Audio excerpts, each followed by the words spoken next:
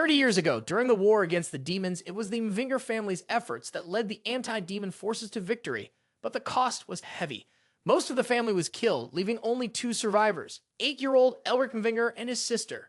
Soon, those who had once followed the Mvingers turned their backs on the orphaned children. Witnessing such cruelty at a young age, Elric swore to become a powerful wizard one day, but life had other plans for him. Elric was diagnosed with a rare condition known as manavascularity, which allowed him to practice magic. Yet, this condition turned him into a laughingstock. Despite endless efforts to cure his illness, nothing seemed to work. Then, one day, it seemed his prayers were finally answered. He encountered a dragon, the only hope to cure his condition and restore the Mvinger legacy. To his shock, the dragon was already dead. In its place stood the shadow of a horned man with an eerie smile. Gazing at Elric, the man thought to himself, "I have a new body to possess now." Walking closer, he offered Elric the chance to become one with him, to destroy this world and create a new one together. Dark energy began to swirl around Elric's body, occupying his vessel. That's when realization hit him. This had been a test set by the Dark Prince all along. If only he'd had known the consequences. Elric would have never set out in search of the dragon. Yet, even as he stood on the brink, he vowed to himself that he would not let himself be devoured so easily. Elric was given the news about his mana of vascularity, along with the fact that the doctors had tried everything to cure it.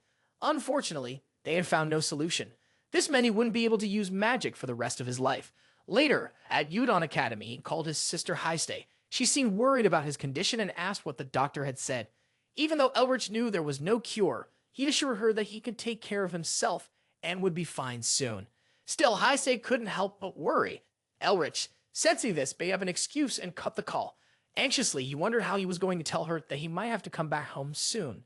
After that, Elric made his way to the results board to check the end-of-term results. It turned out Elric passed all the theory exams with flying colors. Yet again, he fails the magic practice exams. It's his 4th failure in a row, which means he's going to be expelled. He studied every single paper to get the highest rankings. Not just that, he had the brains and a natural instinct to detect and interpret mana, talents any wizard would dream of. Still, no matter how amazing those talents were, his condition made it impossible to practice magic.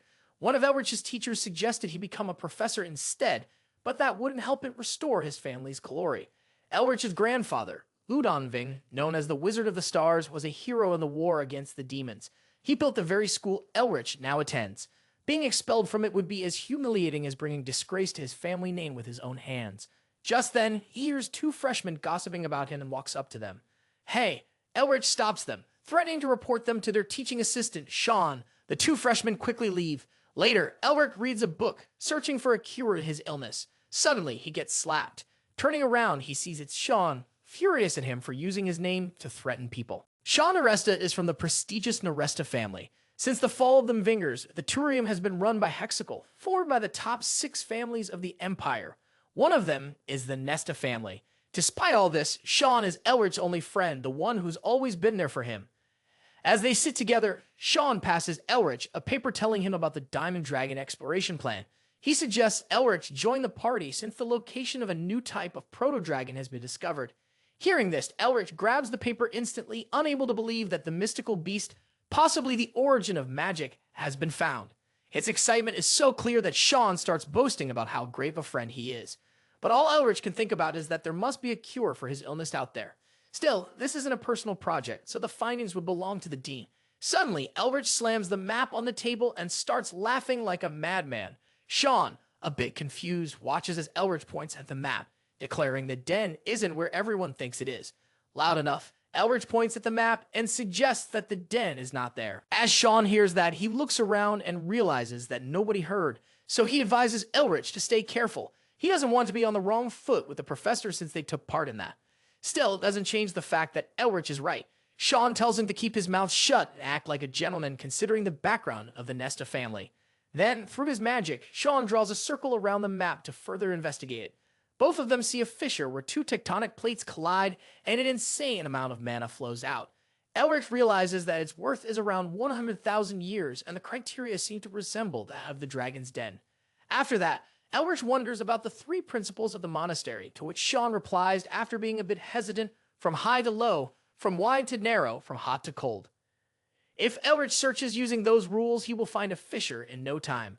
But then, Sean points at a place and tells Elric to keep in mind that there is a stream of extremely hot groundwater, which hinders mana accumulation, making it tough to survive for dragons. Sean's eyes fall on Mount Ukran, which is spitting out lava. Elric comes to the realization that the heated groundwater from the mount flows all across the continent. Coming back to reality, Sean, out of confusion and frustration, can't believe that there's no den, as they had already detected a dragon magic wave from that area. Meanwhile, Elric smiles and says, I never mentioned there isn't a den there, and instead points out it's in the Karagal cave. Later on, Sean makes his way to the dean's office, but he's hesitant about how he should mention it. He worries he could get expelled, but it could also be the case that what Elric said was true. Anyhow, Sean hears a sound coming from the training room. It turns out to be Elric, who was trying to focus on his mana to regain his family's long-lost glory. Sean sees his friend struggling and realizes that this might be the only chance his illness could be cured. So as a true friend, he decides to help him and enters the dean's office. As the dean hears this, he takes it as a blow to his ego that his research team could be wrong. Sean tries to convince him otherwise, but the dean seems furious and says Sean will be paying for the consequences. No matter what his background is like, the dean himself is a 7-circle wizard and begins emitting a massive chunk of mana. But before anything could happen, Elric slams open the door. Elric bows to the dean and apologizes for entering like that. The dean goes straight to the point and questions, did you convince Sean to say that? Elric agrees, to which the dean says, I'm grateful for your insight, but it's all based on a gut feeling. There's no proof. Elric smiles and says, my opinion is based on common sense. It's so easy that even a child could understand it. Meanwhile, Sean is crying silent tears, wondering why Elric is taunting the dean. On the other hand, the dean taunts back, you're nothing but a failing student who can't even concentrate mana. Still, Elric stays serious. The dean then says there are people who get lucky, and then there are people who are worthless scum, who don't know where they belong. He points at Elric. But of course, being a professor, he can't ignore Elric's opinion entirely, so he suggests a wager. Elric asks for an elaboration on the idea. The dean explains that he will grant Elric permission to recruit the exploration party, and even if he needs more money to buy anything, that budget will be given. But there is one condition.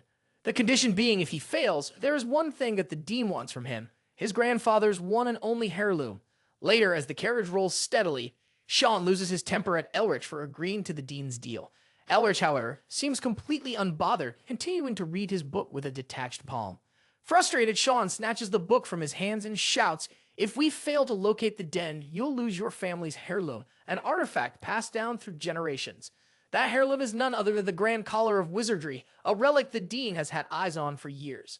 Strangely, Elric keeps smiling. That carefree smile only enrages Sean further because he too will be dragged into ruin if Elric fails. Still angry, Sean demands to know what Elric plans to do next. Elric finally sits up and to Sean's surprise reveals that he didn't accept the dean's wager because he wants to stay in the academy. He then declares if the dean wants the Mvinger family's treasure, then he better be prepared to give up his position as dean. A little anxious, Sean remembers that other than being labeled the shame of the Mvinger family, Elric once earned another infamous title, the Mad Dog of the Mvinger family. Elric suddenly wears an eerie smile, which makes Sean uneasy. 7 years ago, when they first entered the academy and Elric was only 15, most of the other students were already practicing their mana. Due to his condition, Elric lagged behind, which led to whispers and doubts. People questioned whether he was even a true Mvinger and bullied him often, claiming he was probably adopted. Sean defends Elric, sure, but he punishes those who provoke him even more, because Elric always makes sure they pay the price. Later, Elric is appointed to Udon Academy's disciplinary committee. Whenever asked about his ruthless justice, Elric casually states that he punishes his bullies according to the Empire's law. Eventually, he's suspended. The Academy's regulations hold that all students are equal, but after that incident, no one dares cross him again. Snapping back to the present, Sean suddenly notices what Elric is reading. It's a banned book, and Elric is reading it in plain sight. Sean gets furious and begins to yell, demanding to know what Elric's intentions are. Nervously, Elric admits that if he gets caught, he could very well be executed. But Sean insists, why is he reading the Tiger King's body fortification? Elric replies innocently, I believe there might be a way to cure my condition in that book. He continues, after all, back in ancient times, the Tiger King led the Theranthropes and invaded the Empire. His body fortification made him nearly invincible. It took the Empire's full might to repel the Theranthropes and drive them beyond the border. A wall was raised to keep them out, and the Tiger King lost the ability to use his fortification. Sean interrupts, hadn't the scholars failed to restore it? But Elric calmly corrects him. The scholars, in fact, did succeed in restoring it. Now my task is to find a way to apply that to my own body. Sean can hardly believe it, but in the end, he decides to trust Elric. Suddenly, the carriage comes to a stop. Alerted, both Sean and Elric step outside to see what's going on. In front of them stands Liburn and his group. Sean steps in front of Elric, ready to defend him. But Liburn gives up soon, stating that the dean sent them to offer assistance. At first, Elric finds the gesture suspiciously kind. He doesn't need help, certainly not from the dean.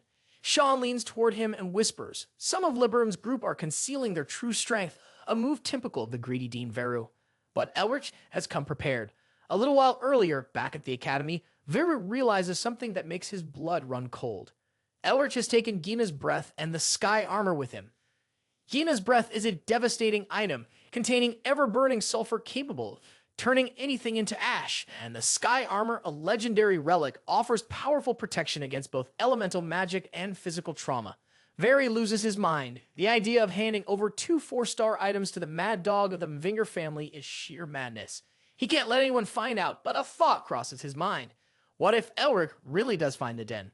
Veru mutters under his breath, Elric is a Mvinger after all. To cover his tracks, Ver quietly decides to fire several researchers. After all, how could a mere student discover something that trained scholars failed to see? He shakes off his anxiety with a sinister smile. Veru reassures himself that soon, thanks to Elric's foolish little bet, the Grand Collar of Wizardry will be in his possession. Once he obtains it, the position of minister will be within reach.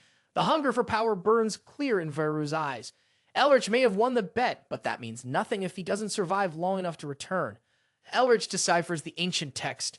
With that done, Sean traces the lingering mana in the air, unleashing an overwhelming surge of his own mana. Sean pinpoints the exact location of the hidden den. At that moment, everyone realizes Elric had been right all along. Without wasting a second, Elric turns to the team and shouts that they need to move fast before the beam of light marking the location vanishes. Hearing this, Sean wastes no time. He grabs Elric by the waist and bolts forward with blinding speed, leaving the rest of the group far behind. A while later, the others finally arrive at the marked location, only to be stunned by what they see. Or rather, what they don't. There's nothing there. No cave, no den, just open space. Dragons rarely settle in such exposed areas, adding to their confusion. Liber, seizing what he thinks is a golden opportunity to humiliate Elric, steps forward with a smirk. But before he can say a word, Elric asks Sean to blast a hole into the ground. Without hesitation, Sean unleashes a massive explosion, carving a deep pit beneath them. To everyone's surprise, a hidden den is revealed below. A dense wave of mana surges up from the depths, taking their breath away. Elric knows that it's just a release of mana and tells everyone to calm down as they prepare to descend.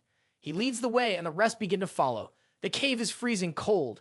Even with Sean using his magic to keep the group warm, the cold persists.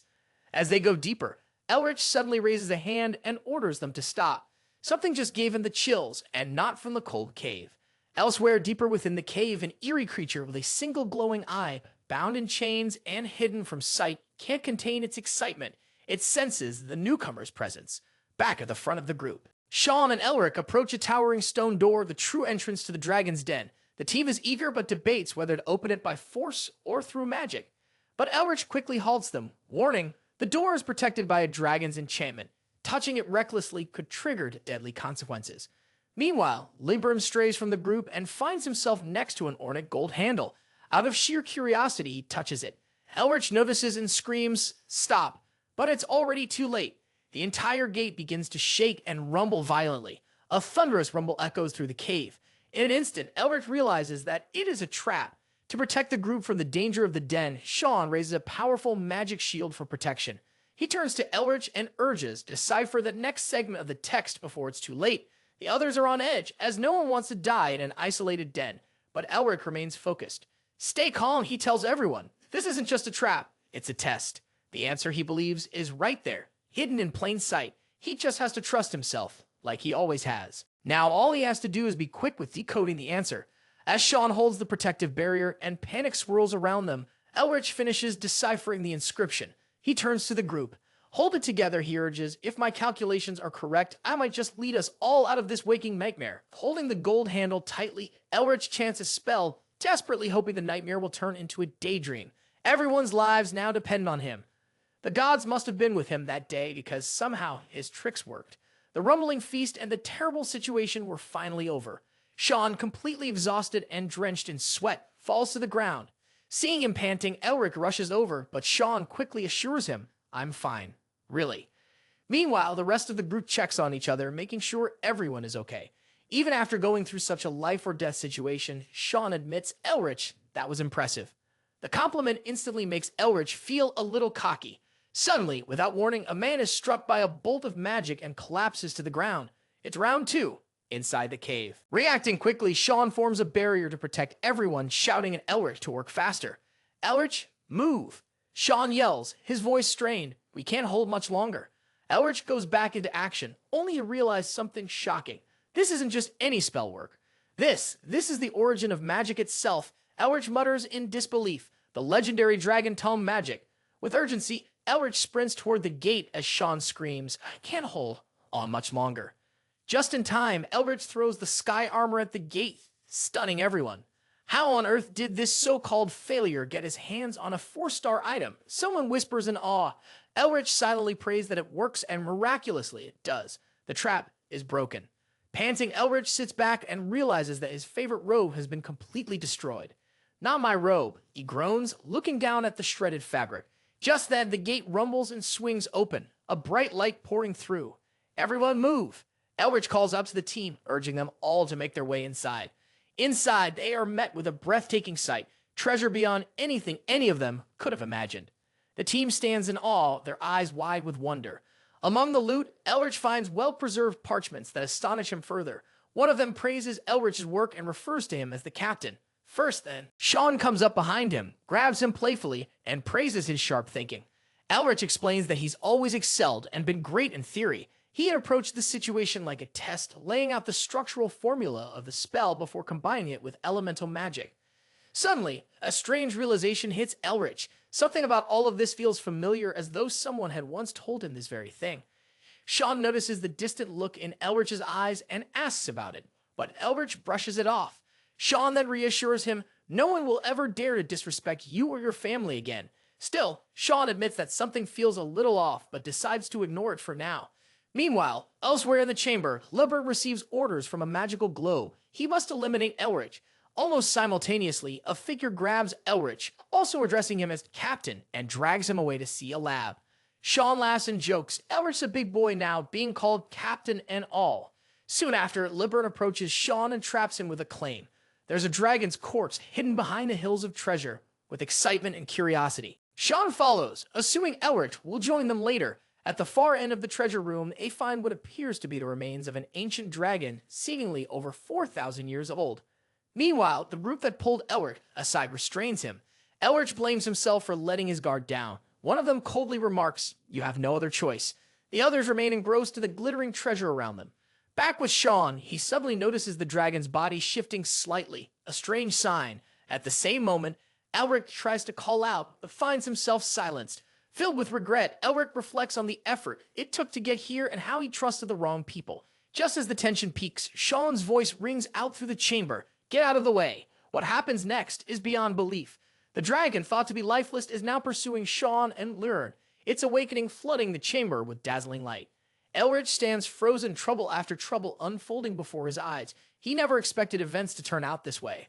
Then, Elric steps forward toward the dragon as the skeletal creature roars before him. Even though he's shaking, he pulls himself together and decides to treat this as part of his test. A test where he finds the dragon and survives its rage. Suddenly, Elric notices something strange. The dragon is staying completely still. His mind races with thoughts. Maybe the dragon is waiting for its breath to reload, he thinks. Or perhaps it's using a massive amount of mana right now. Then it clicks in his mind. The dragon is reloading, so it can use its breath multiple times in succession. Elric turns toward the team and tells them, "Prepare for impact." The whole team, along with Sean, forms a barrier. And just like that, the dragon unleashes its breath. The blast is so powerful that cracks start forming in the shield created by the entire team. Elric calculates that it takes 20 seconds for each breath to reload. If we can survive this one, he thinks, we'll have a chance to fight and win against the dragon. Out of the corner of his eye, he looks at the door and calculates that they can reach it in 17 seconds and close it in 3. But before anything can happen, the shield cracks and shatters. It's time for the dragon to reload its breath. Elric screams for the entire team to run. At that exact moment, the shield breaks. Everyone starts sprinting and Elric thinks he'll make it past the dragon too. Then, out of nowhere, the legendary troopers tasked with protecting the dragon stab him from behind. Sean sees this and yells at Elric, "Defend yourself!" Elric knows he's the only one who can handle it. Suddenly, a sharp pain shoots through his head and everything starts to feel connected. His headache is so severe that he can't hear anything.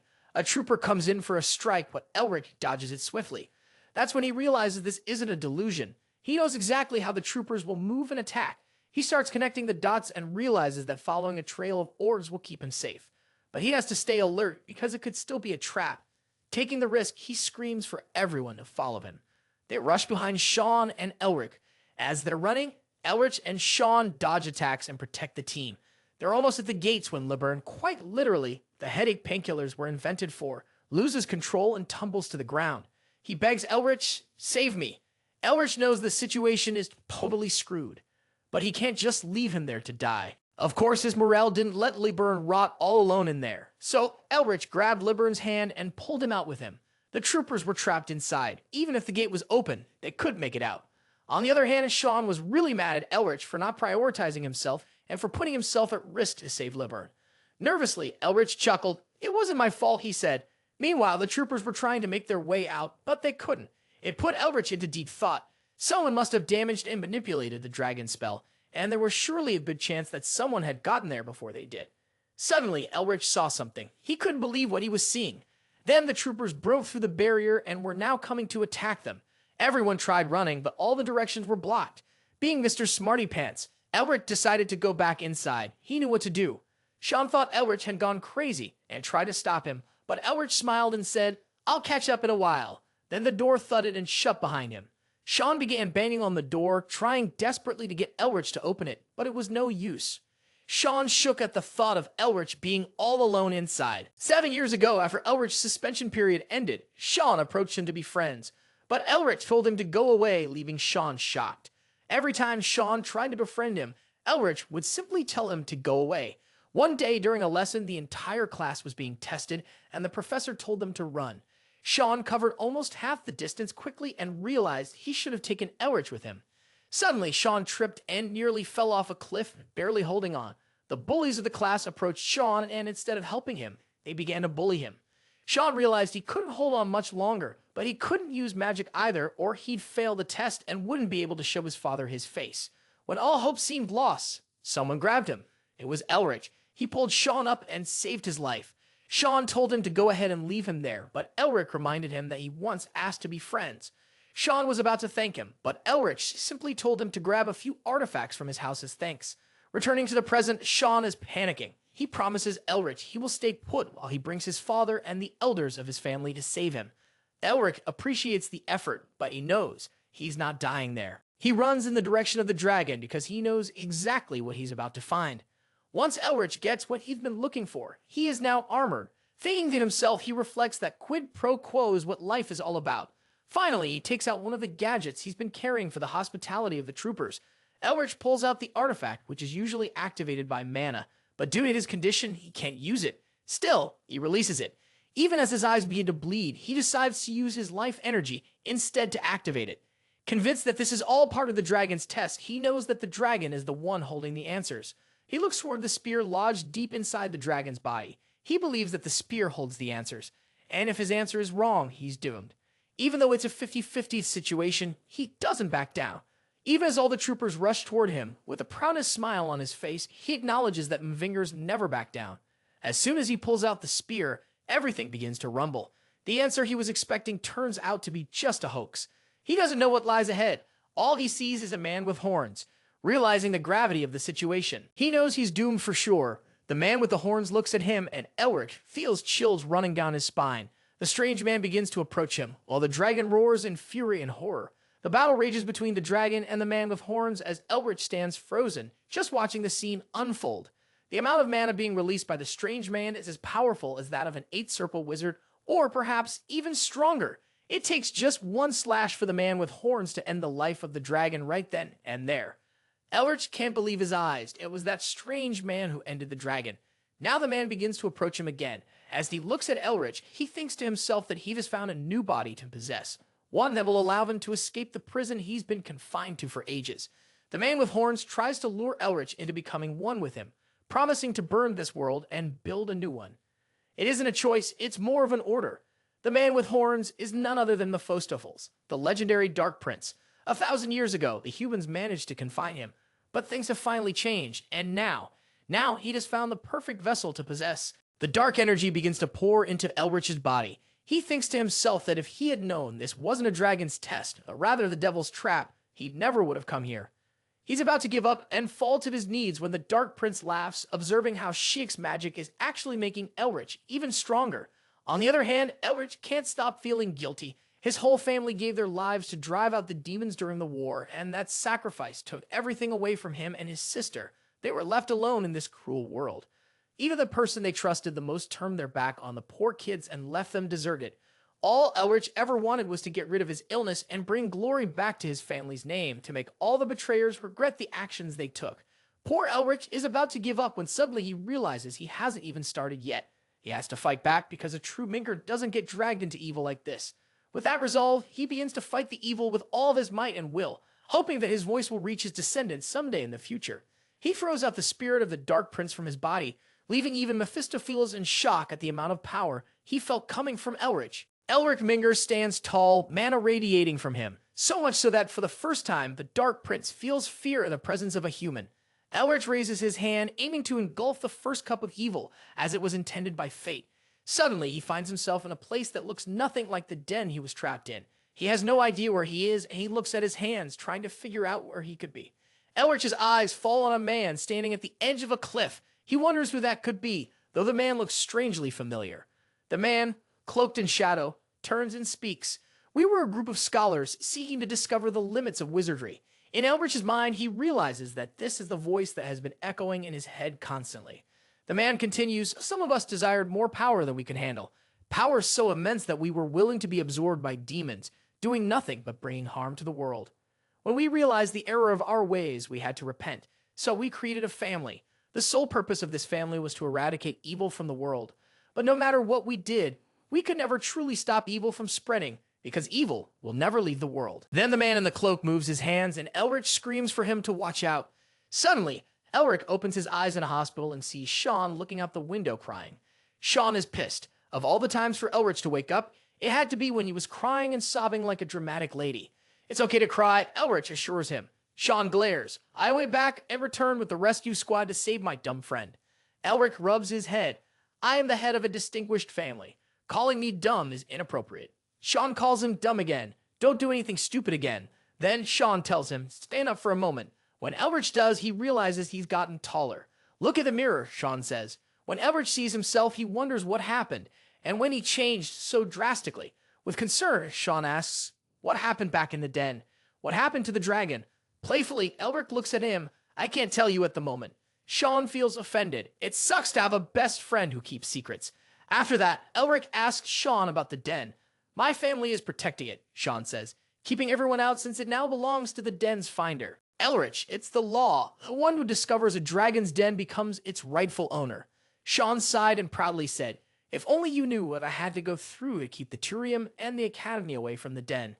Elric smiled at Sean, knowing he had gone as far as he could to save him. Suddenly, Elric realized that Dean Veru would be greedy enough to try and claim the excavation rights for himself.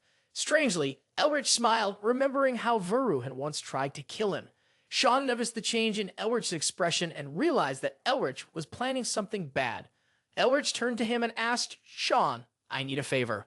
Sean pretended he hadn't heard him, but Elric repeated it anyway. I need you to spread the word that I'm injured and unconscious. Sean hesitated, but no matter how hard he tried to block it out, he still heard him. Sean did as Elric asked. Meanwhile, outside the hospital, it was announced that Elric was unconscious and no visitors were allowed.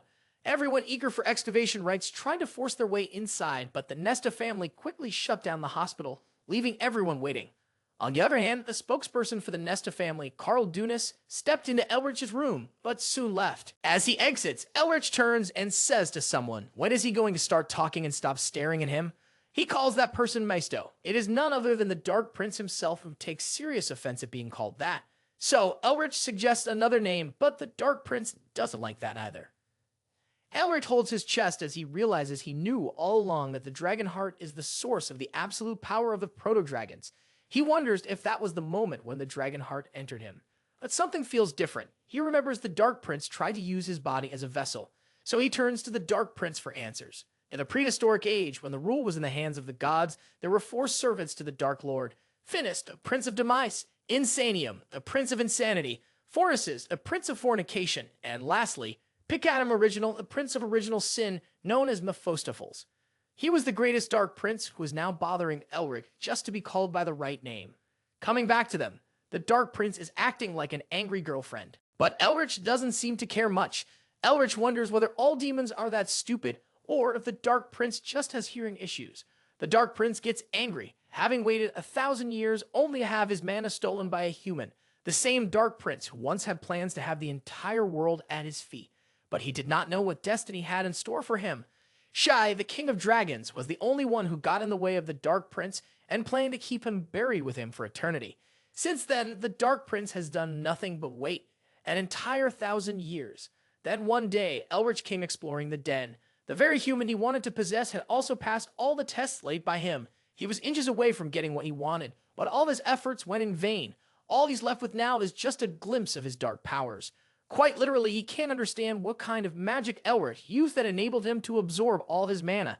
Meanwhile, Elric just thinks that Mephi is a drama queen. That pisses off the Dark Prince, and he says that all the Mingers are arrogant. As Elric lays down, he thinks about the monologue, hoping that their voices can reach their descendants someday in the foreseeable future. Suddenly, he thinks that the voice he has been hearing all along was his grandfather's. He remembers the very first thing the voice ever said to him: engulf the first cup with evil as was intended by fate. That could have meant absorbing the powers of a demon. He looks at the collar, shocked. This collar must be the tool that lets him consume the Dark Prince and possibly many more demons. Elric glances at the Dark Prince with a side eye and wonders if he could absorb other demons like that. This implies that there are second and third cups still to come his way. This realization excites him. The next thing he does is take the Dark Prince into the mountains. But before he figures out how to use the collar, he needs to check something. So he starts meditating. Through his focus, he can hear and see everything. After that, he ignites a huge fire, leaving the Dark Prince in utter shock. The Dark Prince wonders how a human could use the magic of dragons. That is something he wouldn't have expected from Mvinger. On the other hand, Elric feels relieved. His mana vascularity, the disease that held him back, is finally cured. He is no longer the shame of the glorious Mvinger family. Now he knows that it is time to make all the traitors and those who belittled him once regret their choices. Outside the hospital, the press gathers, seeking answers regarding Elric, but mainly concerning the excavation rites. However, Carl shuts them out, saying that further details will be given through the Turum, and that a written statement will be provided. Then Carl walks up to Sean, shaking and begging him to never make him do that again. Carl seems serious about his social anxiety issues, but Sean brushes it off.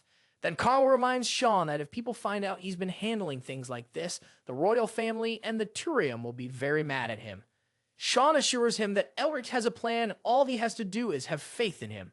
A while ago, Elric was in his room, thinking that the higher the stakes, the greater the rewards. That alone is enough to stress Sean out, since Carl just informed him that Elric left on his own, only leaving a note that he would be back soon. Suddenly, Carl sees an envelope, gets nervous, realizing the gravity of the situation, and makes Sean aware of it. Out of nowhere, the gate blasts open, and in comes Sean's older sister, Tasha. Confronting him for doing something behind her back, Tasha is the Phoenix Witch. Unsurprisingly, Sean seems stressed by her sudden entry. The royal family, the Turium, and the Soides Fide have produced the top 3 geniuses of the contemporary era. They are referred to as the 3 stars or the teller, guiding the empire to glory. Tasha is one of the tellers. Tasha grabs Carl by the ear, wondering why he didn't give her a letter to Sean. He nervously apologizes, saying he's just been really caught up with his duties. Sean sweats, wondering why she's really here. She answers, I practice medicine and heard Elric was injured. I came to help him. Sean knows he's screwed if she goes into that room, since Elric isn't there. He needs to make her leave right now. But Tasha doesn't look like she cares one bit. She reminds Sean who she really is. She gets straight to the point. What happened to the excavation rites to the den? Sean completely forgot that his sister has a thing for dragons, but he tells her that's for Elric to decide, not me. She understands and takes her leave, waiting for Elric to wake up. Right before she leaves, she tells him that his big sister is going to spank him for being a bad boy. Sean is terrified enough to crap his pants and hopes Elric comes back soon. On the other hand, Karl admits that he is about to faint as well. Meanwhile, the news is spreading everywhere that young Mvinger is still unconscious, and people wonder what will happen to the excavation rights. Elric sees the newspaper and knows that Sean is doing his job well. In the newspaper is a picture of Dean Veru, and Elric knows what's about to go down with him, a strange smile on his face. In Veric's office, Liebern approaches him, addressing him as the minister, but Veru reminds him that the elections haven't even begun yet. Then Veric asks Liebern how Elric is doing. Liebern tells him that according to the rumors, Elric is about to die. Pretentiously, Veric smiles and says that he is so sorry to hear that. Liebern suggests that it might be safer for someone to take care of things, but Veri, out of rage, stops him. Then Veri puts his cup down and says that there will be one professor short when the election is over. He wonders who's going to take that spot. Liebern. Seizing the opportunity, Elric says that he won't let him down. Later that night, Elric stands outside a window and uses his inner eye, which allows him to see the other side of reality. He seeks the hidden grains into which he will inject the mana from the dragon heart. This way, he can cast magic without actually saying the words out loud. He casts the magic and takes his first step into the forest, which draws him toward its edge. In order to bring Veru down and let the world know that the glory of the Mvingers is back, Elric knows he needs to become insanely powerful before the election takes place. The Dark Prince mocks Elric after seeing him only jump higher, scoffing, "Is that all you can do with all the powers I stole from you?"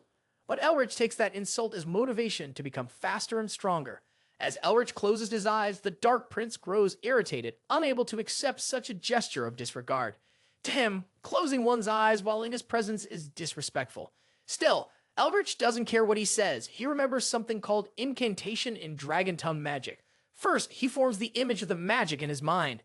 Then, all he has to do is speak it into existence. Watching him perform it effortlessly, the Dark Prince can't believe his eyes. Elric begins to fly. Even while feeling anxious, he still thinks it's amazing and hella powerful. So he gives it another try. The Dark Prince is baffled as he witnesses incantation and double casting executed simultaneously at a beginner level, no less. He knows the Mvingers have always been natural enemies of Danekind, terrifying in their potential, but no one has ever been as innately gifted as Elric. Suddenly, a memory strikes him. There was one exception, the very first Mvinger, but the Dark Prince brushes the thought aside. This only strengthens his resolve. He must possess Elric soon before he grows even stronger. He starts plotting how to do exactly that, all while following closely behind. Meanwhile, Elric reflects that while incantation is powerful, he's still too inexperienced to wield it proficiently. He needs a teacher, someone who understands dragon magic inside and out and can keep this secret. He certainly can't trust anyone from Veric's academy. Whoever it is must be as powerful as one of the lords of the Hexacle. With no suitable candidates in mind, Elric almost gives up. But then he remembers the best teacher around, the Dark Prince, Memphis. Elric asked him directly, "Would you teach me?" Memphis scoffs. "Why should I? After all, what's in it for me?" Elric lays down a bold offer. "I'll use alchemy to create you a new body, but only if you train me." Memphis smirks. "You're getting ahead of yourself." Elric reminds him, "You have little to gain if I don't become stronger." Acting like a sassy girlfriend, Memphis huffs. "Why should I teach you? What took me eons to master, you're asking to learn in weeks." Instead, Memphis offers a deal. "Become one with me and I'll teach you everything." While secretly plotting his own dark agenda to take over Elric's body bit by bit, chipping away at his soul, Elric, of course, finds him damn annoying, but he knows he holds the better bargaining chip. In response to Memphis' melodramatic rant, Elric shuts him up with a silly incantation, one that transforms the Dark Prince into a kawaii version of himself. Infuriated, Memphis rages even harder, while Elric cringes so hard at the sight that he nearly vomits his guts out. Elric, seeing the bunny ears on the Dark Prince, almost faints and vomits his guts out. He couldn't handle the cringy look. He hands over a diary and guides Memphis to write down everything he knows about dragon tongue magic. "If the notes are useful to me," Elric promises, "I'll unlock the curse." Later on, Memphis, clearly pissed, says, "I endured 1,000 years of imprisonment. This silly little incantation can't break me." Elric stands up to train. A few hours later, when the sun has gone down, the Dark Prince tells Elric, "I will be kind and forgive you, only if you beg on your knees." But, well, the young Mvinger really doesn't seem to care. Days passed, and Elric still hasn't asked for Memphis' help, which makes Memphis pretty bored. So, Memphis starts writing down the basics of dragon tongue magic. Meanwhile, Elric stares at him and calls him a cutie pie. Being the Dark Prince, Memphis takes this as an insult to his ego and decides not to give in. In retaliation, Elric turns him into a dog in a suit. Elric then starts reading the basics of dragon tongue magic, but it's ancient knowledge he's never encountered before. Gaining the knowledge, he turns Memphis back into a human and asks for elaboration on the notes he made if he finds them pleasing enough. Elric promises to let him talk too. He proceeds to point out that every chapter must be longer than the last, so Memphis has to write another chapter in order to speak for the next 3 days. Elric asks for a few more things to be thrown into the chapters, which enrages Memphis even more. But he chooses to wait because he hits some black magic in those chapters. Magic that will soon devour Elric's body and soul. A few days later, Elric realizes that just by learning the basics he has gotten really strong. This confuses Memphis as nothing seems to be happening to Elric, even though he clearly hid the black magic in those chapters. Elric catches on from Memphis' expressions and wonders why he looks so stressed. Memphis tries to hide it, but Elric confronts him, saying, "I really thought you were stupid enough to start training without observing things." Hearing that pisses Memphis off, as all his hard work of writing the spells goes in vain. But now Elric wants to know more, to which Memphis says that he has nothing left to tell him except for his secret charms. Charms are the highest form of incantation. Like the voice of God, Memphis is sure that Elric would not understand even if he told him, and Elric realizes that he's not lying anymore. That Memphis says magic is perfected on the battlefield, a saying the Mvingers used to go by. Elric knows that this is a phrase from their ancestors who protected their lands from the demons' invasion. His father used to teach him about the history of the family who stood their ground on their war-damaged lands, though he couldn't talk much due to the aftereffects of the war. Elric remembers that his father was always reminiscing about the days when he used to fight battles with Elric's grandfather. Little Elric would ask his father if he could use the same magic his grandpa used to cast. His father would always tell him that to become a great wizard, he should first gather knowledge like one. Using force without understanding the theory would lead to nothing, since his grandpa had also been the greatest scholar before becoming the strongest wizard ever. Elric's father would advise him to follow the guide of Heisa, and his mother would order him to finish reading his lesson by the end of the day. He would act rebellious and say he wanted to play with his dad instead, but Heisa used to grab him by the ear to train him. They indeed had a small, happy family. Well, time flew by along with his father. His mother fell ill too. His father shared half his life force with her to keep her alive.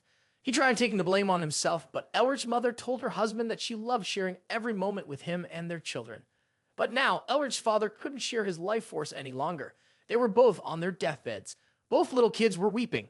His mother told Heisa to take care of little Elric. His father told Elric that it wasn't important to be a wizard. What truly brought him happiness was being their father. With that said, both of his parents left the world, leaving the two of them alone in this selfish world. Coming back to the present day, Elric thought his father was wrong about not being a wizard. It was easy to be betrayed when you were weak. To protect himself, Elric promised himself that he would become strong. The battlefield was where magic was perfected, and with that aim, he knew that real-life practice was what he needed. Elric thought about going to the haunted Red Forest, but the ghost-like monsters there would be too dangerous. Then he considered the Goblin Cave, but it was too crowded and well-known. Suddenly, he remembers that his father once told him there are sanctuaries all over the continent where their ancestors used to live. He knows where to go now. Still, he tells Memphis, "We're going to the land of ice and snow, the land of the snow people, the Yeti Highland." The next day, Elric took a bath in a lake. He needed to change his appearance so no one would recognize him. Using his magic, he enchanted the water to give him a fresh haircut, change his hair color, and remove all facial hair. By the time he stepped out, he looked like he'd walk off the cover of a Vogue magazine. Later, he made his way to the guild guide, where a man led him inside to find his Yeti Highland adventuring party. To Elric's surprise, the adventurers didn't look like adventurers at all. There was a child, 4 herb collectors, 3 monster hunters, and 5 people who were clearly hiding their identities. The child stepped forward and introduced himself with a bright smile, even giving a detailed explanation of his name. "My name is Mingma," he said, "and I assure you that if you follow my lead, everything will be fine." Memphis was already annoyed, but Elric asked Mingma, "Can you find a telecrystal?" Unfortunately, as Mingma explained, there were no telecrystals available. Only carrier pigeons and letters were used in their region. The chatterbox child began to ramble again, but quickly remembered they had to leave soon. He promised to continue his tale along the journey. Elric was worried because he needed to contact his sister soon, but for now, he left it up to Sean to figure something out. As their journey began, Mingma immediately started chattering again, as if it paid his bills. Before long, they arrived at their destination, the Yeti Highland. Memphis looked around and noticed the place seemed familiar. It was where the Yetis lived. Elric was surprised to hear that Memphis had seen Yetis before. He asked if they were the same as demons. Memphis responded that Yetis didn't fall into the same category as him, clearly mad at even the reference. but Elric had never realized they were even related. Memphis then mentioned that the former king of the Yetis had met a cruel fate. Otherwise, he might have been greatly blessed by the Dark Lord. He wondered aloud if the tomb of the former king was still there. Elric grew curious, but Memphis added that if the tomb had remained, it had likely been robbed long ago. A realization struck the young Mvinger. The tomb of the Yeti leader might be connected to his family, especially since Yetis were tied to demons. Elric remembered how his father once told him that the Mvinger sanctuaries were built by their ancestors to protect their legacy. He had wanted Elric to visit the Yeti Highlands one day to uncover that legacy and pay respects to their ancestors. Back in the present, Elric began to wonder what this legacy could be. He glanced at the collar he wore, wondering if it held any information. Meanwhile, Mingwa spoke of a myth from his tribe, a tale of a woman betrayed by her husband and left alone in the snowy wilderness. She died, but not permanently. Memphis, growing increasingly irritated, snapped at Elric, cast a spell to shut the chatterbox up. Elric, ever observant, noticed something unsettling. There were no snow people around. Just then, Mingma announced that they were about to enter the tough part of the path after crossing a hill. The group settled down to rest and eat for a while. Elric glanced at the other adventurers, and something about them stood out. They didn't seem like ordinary travelers. They resembled knights in service to a noble family. He wondered what their true mission was and whether it had anything to do with him. Among them, a cloaked figure appeared to be the leader. When the cloak was removed, it revealed a young woman. Her appearance caused some of the men to behave disrespectfully toward her. Chen, one of the knights, immediately stepped forward to protect her, recognizing her noble status. The young lady cried out, "Chen, lower your sword." He obeyed, though his anger was still evident. Elric and Memphis quietly observed the commotion. Suddenly someone shouted, "Run." The atmosphere turned chaotic as people began to fear what might happen next. Moments later, a sudden and intense assault struck the entire group. Everyone quickly moved to defend themselves, while Chen urged them to prioritize the safety of the noble lady. The scene reminded Elric of the den where many giant snow beings had attacked before. Elric swiftly conjured a magical barrier to guide and protect the group, though several still fell during the attack. Elric and Memphis exchanged a glance. Naturally, seeing humans at a disadvantage brought a certain satisfaction to Memphis. Elric had heard that snow folk usually traveled in groups of 10, but these numbers were far greater. Chen fought fiercely, determined to wipe out as many of the Yetis as he could. Meanwhile, Memphis couldn't keep his mouth shut with his constant commentary, especially since this was Elric's first ever practice on hardcore difficulty. Wanting to concentrate, Elric silenced Memphis with an incantation. Still, Elric found the experience exhilarating for a first practice. He watched Chen use his knightly aura to decimate the Yetis. Elric wished he could observe more, but he had to join the fight. The invasion of snow people posed a serious threat, and there was a high likelihood that more would follow. If they struck quickly enough, they could take the lead in the battle. Next, Elric deactivated his disguise and summoned his armor. He reminded himself that he had saved this particular spell using Memorize. The Yetis seemed unstoppable, though his presence left them somewhat confused. Elric wasn't sure if his attack spells would be effective on them, but he knew he had to at least slow them down. With that said, Elric began kicking and slaying the monsters, casting various spells such as Explode and Burn. And Penetrate. His powerful attacks killed many of the Yetis, leaving only 2 remaining. The surviving Yetis attempted to silently sneak away, but Elric, ever alert, cleverly cast his Bind spell on them before they could escape and save their butts. After killing all the Yetis, Elric panted, yet he loved the experience. He left one of them alive, got on his back after tying him up, and summoned Memphis. He called out for him, not remembering he had tied up Memphis' mouth a while ago. Memphis was pretty upset about it. Elric released the action, and Memphis could speak again. Then Elric asked Memphis to translate whatever the Yeti said. Elric turned to the Yeti and gave him an offer. "If you tell me where your village is, I will let you live." Memphis translated that the Yeti asked to be untied and promised he would tell Elric everything. Elric was a bit hesitant, but Memphis said that negotiation through conversation would be better in circumstances like this. So, Elric snapped his fingers and released the ties on the Yeti. Memphis began to whisper something to him, and the Yeti smiled at Elric in an evil way. What Memphis had said to the Yeti was to team up and wreck Elric. The Yeti suddenly moved to attack Elric, but his quick thinking saved him. Elric bound the Yeti once again. Now, both the Yeti and Memphis were scared of Elric. Since Elric had regained the lead, the Yeti decided to show the way. Elric gave Memphis a polite reminder. Back in the day, Memphis had killed the innocent snow people. Suddenly, Elric stopped. He thought about how the powers of the ancient proto-dragon and Memphis were stored in his heart. He was only able to use 3% of their actual potential. If he were to use all that power beyond his current limits, his body would explode and he would die. He realized that fighting like this could get him killed, yet he didn't want to give up. He wanted to restore the honor of his family's name. Elric thought about the noble lady and wondered if she was okay. Meanwhile, Chen and the other knights had defended themselves, but the noble lady noticed that one of them was missing. Chen assured her he must have run away or hidden himself, but that didn't stop her from worrying. Back to the young Mvinger, he reached the village of the Yetis and told them to lead him to their leader. Hearing this, the Yetis made way for the leader. He came near Elric. Although Elric was a bit afraid, he proceeded to ask his questions. Under his cloak, he was protecting himself. If things went south, he'd have to take down the leader first. The leader of the Yetis noticed his green eyes and asked, "What is your name?" Elric introduced himself, and the Yeti began to lead him somewhere. They walked, and the Yeti told him that there used to be a legend in his tribe. Ages ago, there lived a mighty king who ruled the snowy mountains. There was a human being who was the king's only friend. The human had shiny green eyes and went by the name of Mvinger. That shocked Elric. His ancestor had been a friend to the king of the snow people. Furthermore, the Yeti said that the leaders of his tribe had been taking care of the human's house for generations. Elric wondered where the house was located. The Yeti pointed deep into the cliffs, revealing its location. After focusing for a bit, Elric realized that there really was a house down there. The leader said, "We go down there once a year when the winds are quiet." Memphis once again started with his commentary, telling Elric, "You need a powerful spell to go down there, or else you'll die if you don't use one."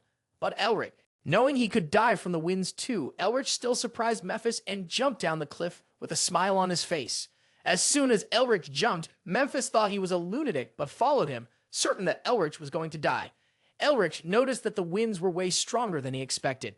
Memphis seemed to care about him. He shouted, "Concentrate, or you'll lose your life." Elric focused, taking one step at a time, landing on the ground after jumping various times on the cliff as if he were walking. When he finally reached the ground, he sat down and said to Memphis, "That's how I work." Elric then made his way toward the house and saw that the door was locked with ancient magic. After thinking for a moment, Memphis suggested, "Try entering a mana pattern in words." Elric tried various words: Dark Prince, Mvinger, Demon Hunter, Yeti, but none of them worked. He wondered if there was something else that would work besides the mana pattern, something more like a key. Elric picked up his collar, pointed it at the door, and the door unlocked. It turned out the collar was the key to the house. He looked at the house from the inside, and it is humongous and well preserved. It has a lot of books. He picks up a book named Fundamental Principles of Wizardry. He knows he's going to find a great fortune of knowledge here. Meanwhile, Memphis looks around, knowing that this is the residence of the Winter Sage. Elric hears that and pops out, wondering what he is talking about. Memphis brushes it off. Elric can't help but think that something must have happened to him since he knows the king of the snow people and his ancestor.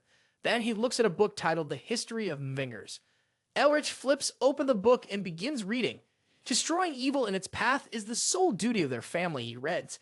That's what he heard in his dream as well. He reads further. The mission was bestowed upon their family by fate, and it is very much achievable. If only they could ingest it properly. Swinging at evil again and again could bring about a new wave in wizardry. The book also says, eat, swallow, and drink, meaning to feast on evil, until one is full of it, and then turn it into something meaningful. Suddenly, his collar begins to shine and crackle. The collar speaks to him. Young Mvinger, you have passed the test of the grand collar of wizardry, and swallowed your first cup of evil. Now the next path shall begin. Suddenly, Elric opens his eyes to a strange place. He gets up and hears someone approaching him. The man says, you must be the young blood from the future. Come to take over our duties. Elric stands and the man introduces himself. I am Otto Mvinger, he says, the guide of the young Mvinger to our family's fate. I was one of the top 5 ancestors of the Mvinger family and the first to systematize our magic. Elric asks, are you the Winter Sage? Otto wonders how Elric knows this. Then Elric elaborates, Mephisto told me. In that moment, Elric realizes that Memphis is not with him. Otto understands. The first cup of evil you swallowed is the Dark Prince, he says with a knowing smile. Otto seems proud. My descendants are doing better than I expected. Meanwhile, on Memphis' side, he's just hanging out at the Mvinger house alone. Elric quickly asks, what did you mean by the fate you speak of? Otto smiles, placing a hand on Elric's head. I know you must have a lot of questions about why this must be learned in this way instead of just being taught. But I have prepared something, like a cartwheel. Once it begins to roll, they can't ever stop it. With that said, he releases a load of his mana. Then he continues, they couldn't let it fall into the wrong hands, so this is why they test their descendants, even if it takes ages. But since Elric has passed their test, he gets to decide if he should stop the cartwheel or let it roll. Elric still doesn't understand the will of his family, but he decides to go with it. He wants to restore his family's honor and succeed the will of his grandfather and ancestors, the true heroes of the Empire. This would also make him known as a great wizard, which had been a lifelong dream of his. Ottohan lets the ball of magic slide from his hand. It bursts with a huge flame, paving the way. Hearing Elric, Ottohan gets excited to see the ambition. He then takes him to the cold, freezing mountains. Elric wonders where they are, and Ottohan makes him aware. This is where you will be tested for your first mission. The weather makes Elric shiver, but he knows that if he passes this, he will become insanely powerful. The thought makes him smile, something that impresses Ottohan greatly. He sees the ambition of a Mvinger. Then Ottohan points at a place of darkness. After focusing for a bit, Elric sees a figure tied up in the shadows and wonders what it is. Ohan, Elric murmurs, "What is that?" Ottohan answers, "That is the Mountain King, the only man to ever rule these mountains." Elric stares, trying to make sense of it. Ottohan continues, "The Mountain King had a dream of bringing the Snow People back, turning them into demons before they were cast out. His ambition got the best of him. What you see now, this corrupt, evil spirit is all that remains of him." Elric feels a chill crawl down his spine. What does that mean for me? Ottohan looks at him, unblinking. The second cup of evil that you will swallow is the Mountain King himself. Elric's stomach drops. Wait, what? How do I fight him? Ottohan doesn't flinch. You don't fight him. You devour him. Elric's eyes widen. Devour? What do you mean? Ottohan's gaze hardens. From now on, you must devour the demons and strip them of their life source, the seal. Elric looks confused. The seal? What is that? Ottohan sighs as if explaining something simple. Demons are born from the dark, primitive emotions of the living. Fear, depression, resentment. They all gather around a consciousness of their own and ego. It is the demon's ego that decides its nature. Rank and identity of the demon, and the seal is the heart of the demon in which the ego is stored. Ottohan points at Elric's arm and tells him on your arm is the core of Mephisto's identity. It's the seal of the Dark Prince. What you have to do, Ottohan continues, is hunt them down and rob them of the root of their identity. Devouring a demon will make their powers yours. Then Ottohan begins to walk away, leaving Elric to wonder how much stronger he would be if he could have that monstrous power for himself. The last thing Ottohan said to him echoed in his mind. You are trying to devour the demon, not defeat it. Elric flies toward the region, still pondering what Ottohan meant, particularly emphasizing the word devouring. The Mountain King feels the energy of Mephisto and Mvinger. Now they must prove themselves to him. The Mountain King orders his minions, the guards of the king, to stop Elric. Elric observes the countless guards before him, noting that each one is stronger than those he has faced before. The Mountain King himself radiates immense power. Elric knows that if he can harness the seal of original sin and the abilities of the Dark Prince, he could wipe them all out, including the mountain. But the problem is he doesn't know how to use it. Using his powers on his first test feels kind of like cheating. So he uses Magic Explode to create an explosion. What he wasn't expecting was something sharp in front of his face. And at that moment, he seemed pretty much fearful. Then, Elric proceeds to use his spells, Rise and Penetrate, against all the Snow People, which proves to be a good strategy to defend himself. After that, he says to them, before you were cast out, you were demons. So, you should understand what happens to those who don't have power. Hearing that, the Snow People become furious and charge at him, determined to end him. But the young Mvinger has a resilient spirit and knows that this challenge means nothing to him, as he can only get stronger by overcoming it. He raises his hand and attacks them again, but it ends up backfiring and hitting him instead of the Snow People, causing him to fall back. The guards stand ready with their swords raised while he thinks that he might lose. But he knows he can't just give in at his first real hardship like this. He tries to get up, though he doesn't know if his will hold out. Suddenly, dark energy surrounds him, catching the guards by surprise. Elric looks at the guards, rage apparent on his face, and charges at them again. The energy emitting from him comes from the Dragon Heart, and he uses the same mana to fight back against the guards. Furthermore, he casts his spells Bloom and Scatter. Panting after using the spells, he runs away from the guards after taking down one of them. Elric falls to the ground, barely able to believe how tough the situation is, especially since all the soldiers are now coming back to life. He knows he has to think quickly about what to do next instead of allowing himself to be tired. Suddenly, something begins to attack him. He doesn't know quite what it is and tries to defend himself from it, but it turns out to be the seal. He thinks to himself, it's not as clear as the seal of the original sun, but it's definitely something new. He's not entirely sure what it is, but it provides a soothing feeling to his dragon heart and keeps it from bursting. Maybe this is why the demons called the seal by their proper names. Furthermore, he realizes that this is why they have to know the demons' names to harness their true power. Just as Odo Han had taught him, though Elric wonders how he will discover their real names since they won't simply reveal them if he asks casually. Otto Han had assured him that when the time comes, he will feel the name himself. As more soldiers approach him, Elric begins to channel mana into the palms of his hands. He thinks to himself that the proper name of the Snow People is ruthlessness. He can't explain why, but he just knows how to use the seal. With his magic, he clears a path away from the Snow People, confident now that he knows their true name, Ruthless. It definitely takes a significant chunk of mana, but with a smile on his face, Elric thinks to himself that it looks like he used the power of the seal correctly. And now there are only a few more enemies left to take down. Suddenly, he collapses to the ground, not knowing exactly what just happened. As the darkness spreads through his vision, Elric's mind fades. Suddenly, he opens his eyes, sweating in his grandfather's house, lying on the ground, unable to process what just happened. He hears Memphis, who observes him with a smirk and comments that it looks like Elric has been through a lot. Can't believe Memphis is with him again. Memphis explains that Elric's little necklace was rattling the whole time. He thought Elric was having another devouring session. It seems like Elric found it hard to devour this time. Poor Elric, still sweating, wonders if he wasn't dead this entire time. He must have blacked out after using up all of his mana. And when he overdid it with the seal, he lost consciousness. Still, despite all of that, he exceeds all of his expectations. He thinks that if the incomplete seal of ruthlessness is this powerful, he can't even imagine how strong the seal of original sin would be. Yet he doesn't know how to use either of them. Mephis then asks, was that the seal of ruthlessness? He continues, if so, I'm sure it was the Winter Sage who did that to you. Elric asks, how do I use the seal of original sin? Memphis realizes that he has already told Elric about proper names and everything, but he makes it clear that he won't reveal a single bit about it. No matter what kind of humiliation Elric puts him through, Memphis will never open his mouth. Elric, realizing how serious the situation is, nervously says, you don't need to get so serious about it. I was just asking.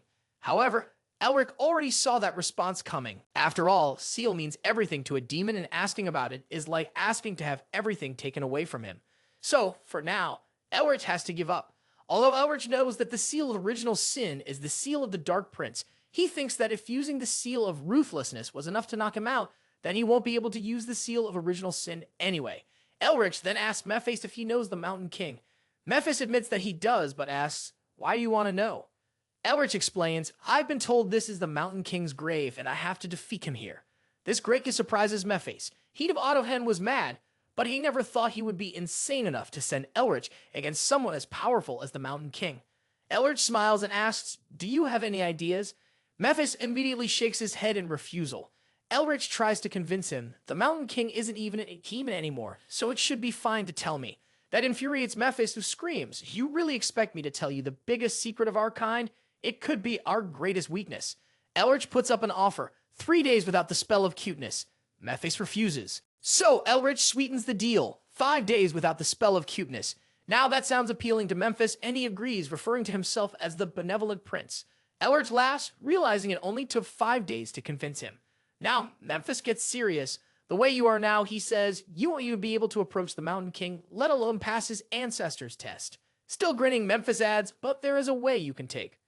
The next thing Elric knows, he finds himself back in the cold mountains, determined to make good use of the hint Memphis gave him. The hint was simple. He needs to improve his achievement status depending on a seal's rarity.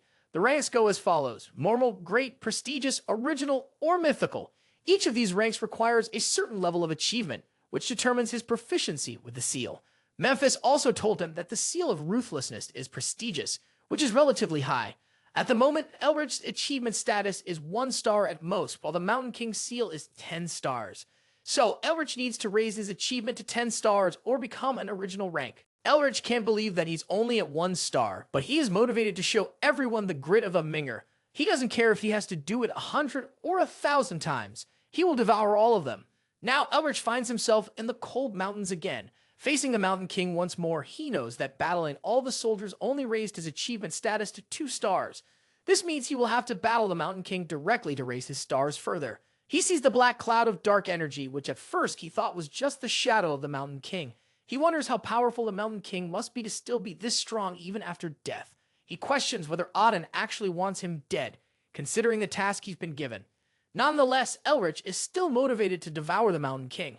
But suddenly, Elric opens his eyes once more in his grandfather's house. He laughs, saying that he tried super hard to collect the seal, but didn't even see it coming. However, he feels a bit concerned about how he is supposed to beat something that powerful. Memphis tries to lure him into giving up, but Elric loves the idea of devouring something that's strong. A greedy look appears on his face, which Memphis notices. Then something unexpected happens. Elric asks Mephisto if the Mountain King was actually a female. This makes Mephisto visibly flinch. Elric stares at him. Mephisto gets weirded out, asking, "Why are you looking at me like that?" That's when Elric realizes that something must have happened between the Mountain King and the Dark Prince. Something fishy, something fruity, something he'll find out with time. His priority right now is to devour the Mountain King, even though he's not exactly sure how he's going to do it. But one thing is certain, he will figure it out after he beats her to the ground. Elric leaps toward the Ice Mountain King, yelling, "Die."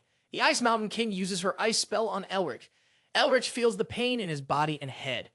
After that, Elric breaks the Ice Mountain King's ice spell. He realizes that he's slowly getting closer to her little by little and can finally see her face. The Ice Mountain King growls at Elric. He then realizes how to use the Ice Mountain King's seal of cruelty. Elric knows that it is difficult for someone like him, who has just attained the seal, to surpass the being who has already mastered it.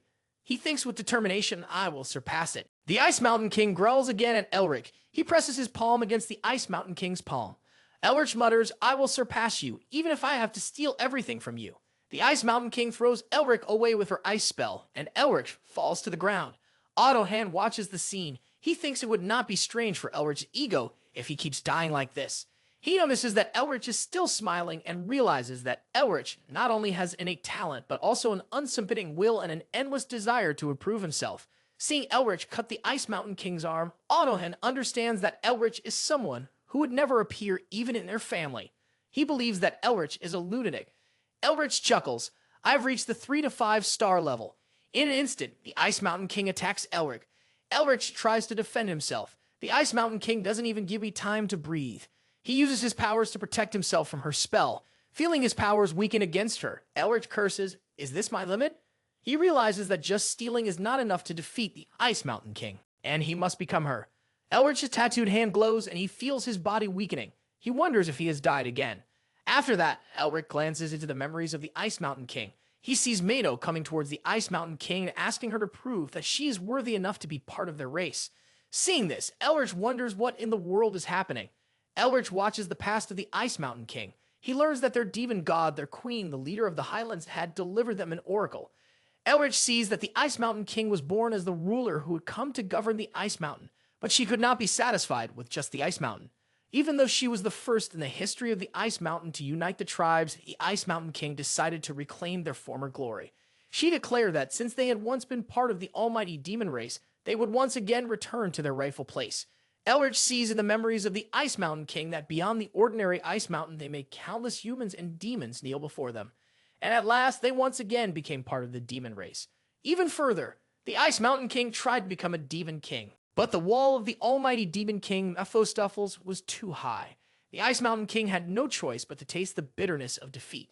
Nevertheless, the Ice Mountain King never stopped. She did whatever it took to polish her true name and evolve her seal. The Ice Mountain King tells Elric that she took the first step. She says he could receive Mephistopheles' acknowledgement, but she was blocked by a wall steeper than anything she had ever faced before. All forces charged against her team. Her comrades began begging for their lives.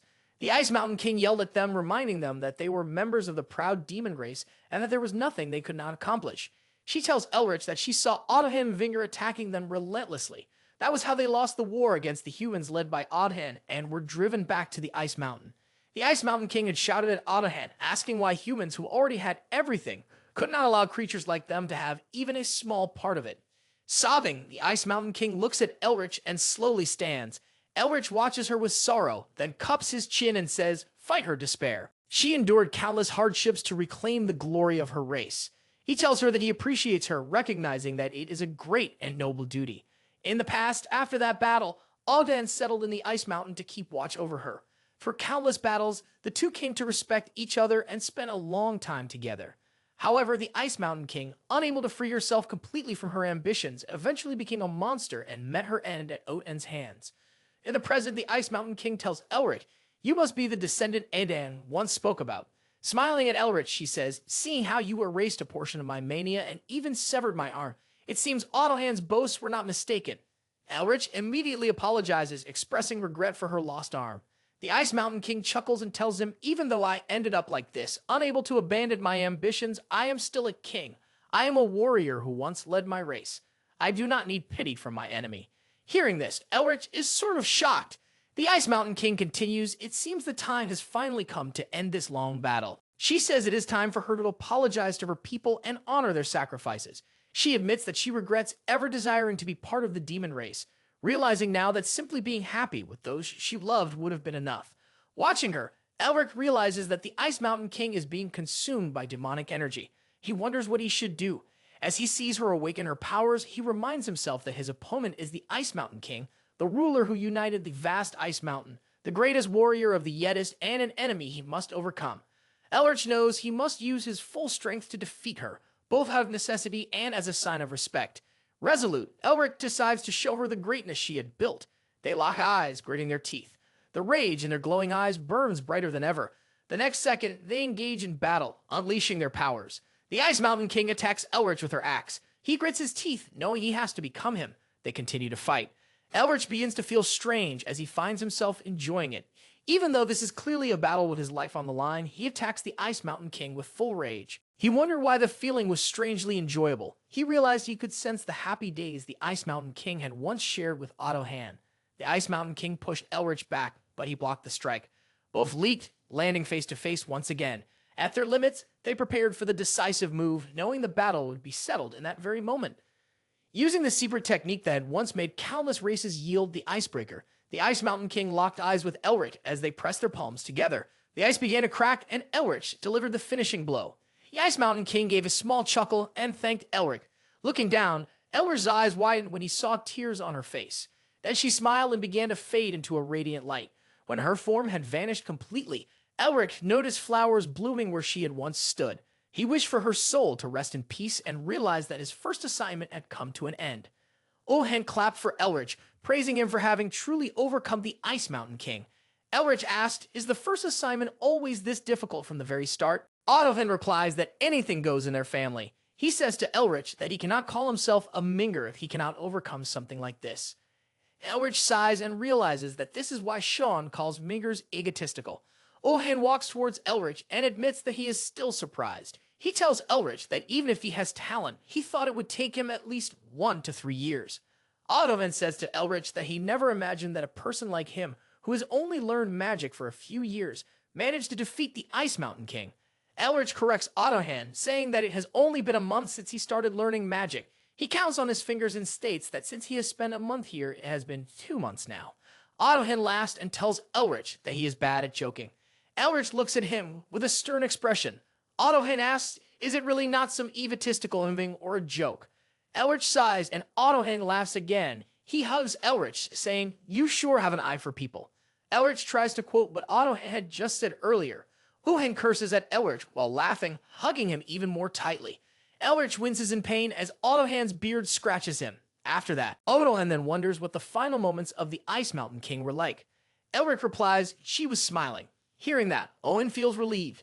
Elric bows and thanks him for everything. Owen advises Elric to be careful on his way back. Elric tells him, I probably won't be able to visit often. Owen reassures him, I understand. The position of the lord of a family is a busy one. Elric begins to leave, but suddenly he turns back around and asks, how will I get out of here? Odohen chuckles and says, I've already gone out countless times. Don't you remember? Elric looks at him in confusion as Odohen throws an ice crystal towards him. Elric finds himself back at the place and curses at Otohan. He is worried about his handsome face and size. Mephisto laughs at Elric, saying, looks like Otohan killed you. Elric yells, who kills someone without warning? Mephisto asks, did you devour the Ice Mountain King? Elric uncovers his tattooed hand and replies, it just happened.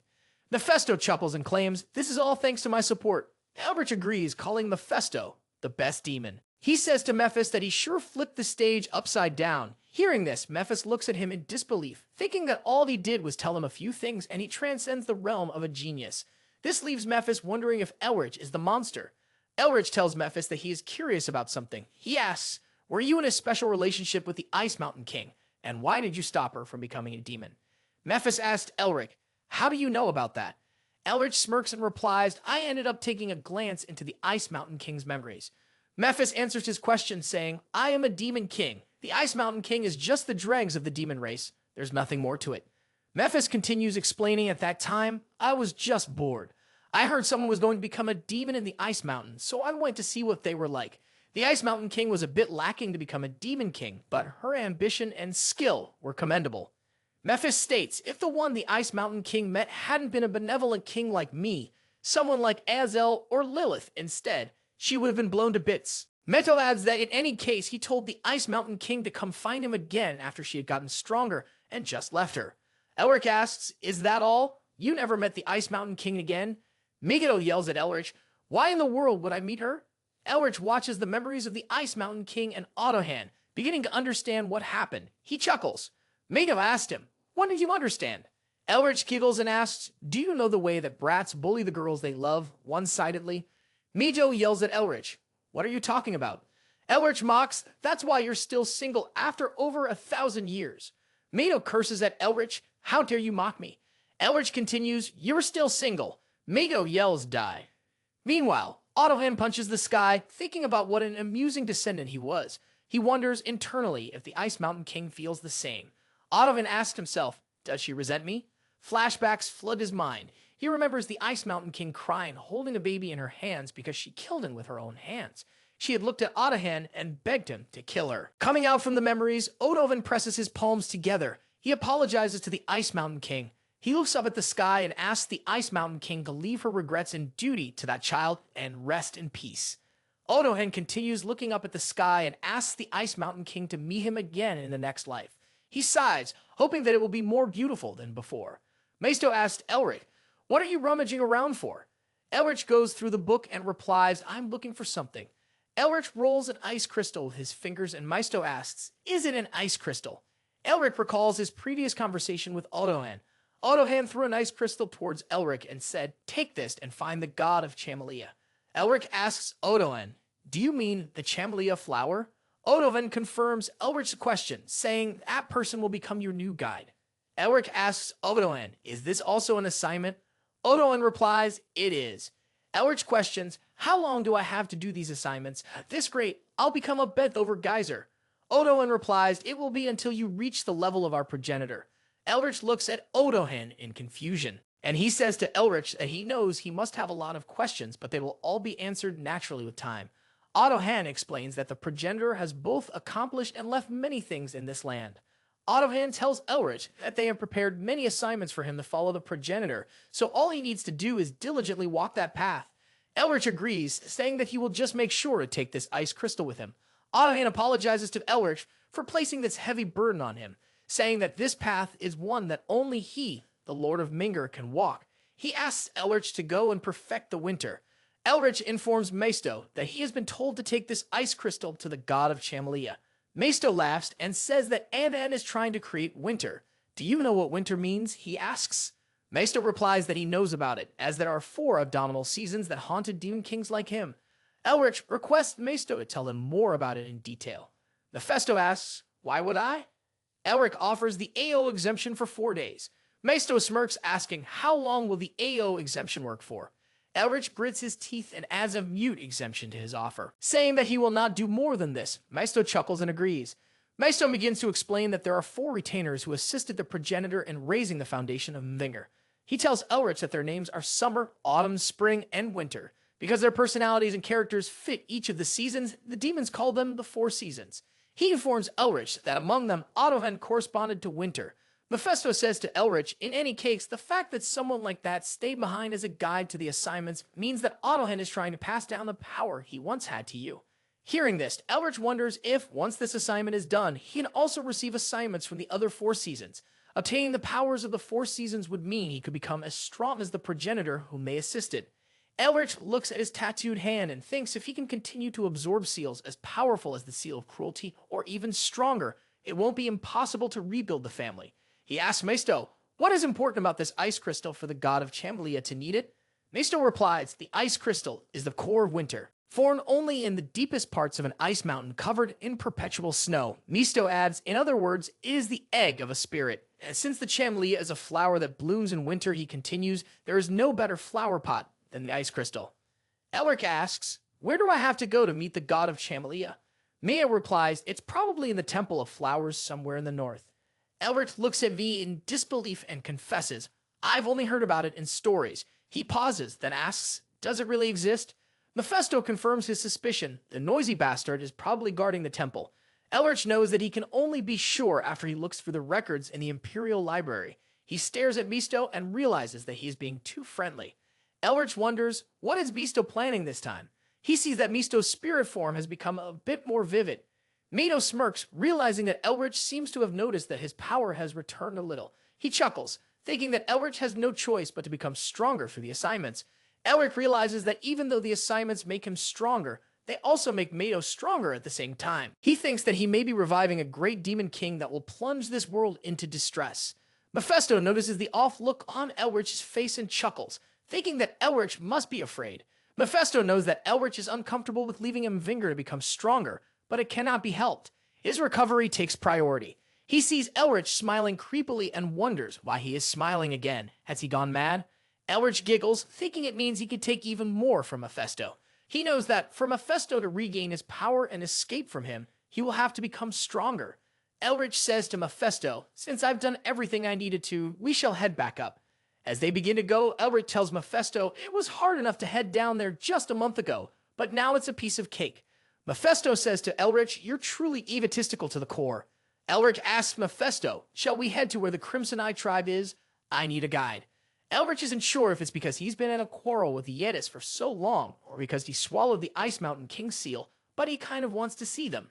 Elric's eyes widen when he sees the dead bodies of Yetis and blood everywhere. He wonders what in the world happened here. Mephisto looks around and remarks, seeing that they were killed slowly when they could have been killed instantly, they must have been used for entertainment. Mephisto adds, I don't know who did this, but they have a nature far more atrocious than most demons. Elric states, I'm feeling like he thinks that since Yetis are monsters, they can die at any time. Even though I've killed many Yetis, I've never once treated them as playthings. Elric grits his teeth when he feels a discomforting sensation. He wonders, is it because I swallowed the Ice Mountain King's duty? Elric calms down, reminding himself, I am not the Ice Mountain King. I have no right to feel sympathy for the Yetis. In the next moment, he spots something under the snow layer. He begins to dig and pulls out the dead body of the child.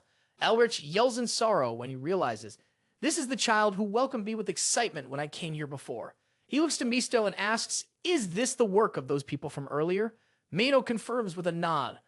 Elric wonders aloud, why are they making me feel like so much?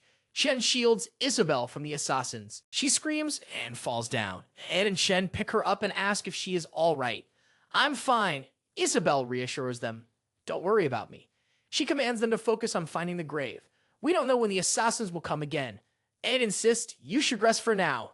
Isabelle responds, I am a child of the Blue Lion. She looks at them with determination. I don't want to be a burden to you any longer. Ed and Shen glance at her with concern. Isabelle takes out the map, her fingers trembling. She thinks about the many lives lost because of the assassins chasing her. For them, she cannot afford to collapse here. She sighs, realizing it has already been a month since they started searching for the grave. Where could it possibly be? Isabelle looks up at the sky, her heart heavy. She misses her father. As she walks through the corridor of the Blue Lion Palace, Isabelle overhears two men gossiping. She's talentless, useless. One of them says she can't even swing a sword properly.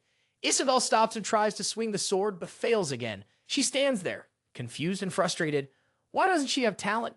She recalls every cruel comment she's ever received and wonders if she can even call herself a child of the Blue Lion. Isabelle's father, Blue Lion Herman Vile, calls her out from behind and sits beside her.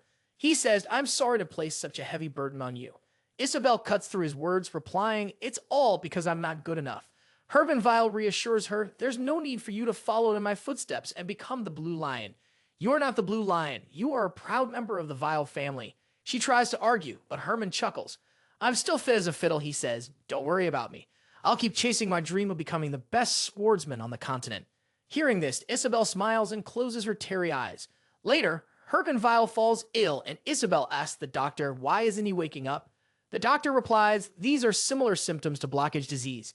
He continues, Herman Vile's mana has gone haywire because he used aura too recklessly. The doctor warns Isabelle, if we don't take measures soon, his muscles will atrophy. The problem can be resolved if we restore his mana flow, but it's almost impossible with human ability. Because Herman Vile just has too much mana, the doctor says to Isabelle, at this point, we have no choice but to depend on magic tool. Isabelle leaves the palace with her servants, determined to save her father. Regular items are completely useless for his treatment, and she's desperate for an advanced magic tool that the magic tower or the academy might possess. But even with their magic tools, it's still useless. She scours the entire continent without rest, yet she can't find a single clue that would help her father. Then, Isabelle hears a man talking about the great cave of the king who once ruled the ice mountain in the Yeti Highlands and the treasure that may lie there. She listens as he mentions plans to rob the magic tools from that cave. Another man curses at the first man and asks, do you want to be eaten by Yetis just for a myth? After researching the cave as if grasping at straws, Isabelle discovers that the cave exists and even pinpoints where it might be. But a problem arises when this information reaches the ears of Isabelle's uncle, Paul Vile, who is waiting for an opportunity to seize the Blue Lion's seat. He sends assassins to kill her. Isabelle grits her teeth, wondering just how deep their monstrosity runs. The assassins continue to attack her team, and Chen urges her to hide. Ed grabs Isabelle's hand and pulls her behind a huge stone, seeking cover. Shen looks at Hanu. He says, we've been searching for you everywhere. Isabelle eyes the Blue Wolf 6 unit and realizes that Paul Vile has secretly raised them. Hanno speaks to Chen, since you're still part of the Vile family, I'll at least end you quickly. He adds, since you're here, Isabelle must be nearby. Chen yells at Hanno, don't speak nonsense. You'll pay for Isaac and Zord's lives with your own. Isabelle tries to confront Hanno, but Ed stops her. You can't go, he says. We can't stop them with just this. She insists, let me go, aid. Chen will die if this keeps up. Ed responds, Chen is risking his life to buy us time to escape. Are you really going to waste his sacrifice? Isabelle grits her teeth. Hanno warns, come out now. Your royal servant Chen will die if you don't.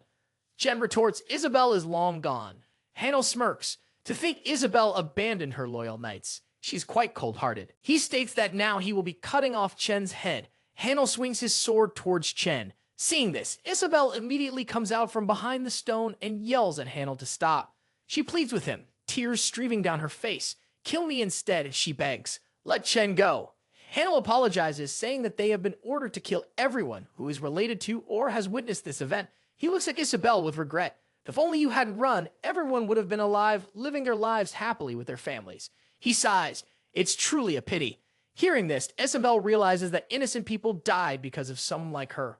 Her heart aches. She decides to end it all, but just as she moves, Hanno spots someone on a tree branch. Who's there? He demands. Elric transforms and with a sneer replies, just a passing Satan. The assassins look up at Elric as he curses at them. Hanno asks, are you some sort of demon worshipper? Is this some kind of avant-garde bullshit? He adds coldly, you would have lived if you could just kept passing by.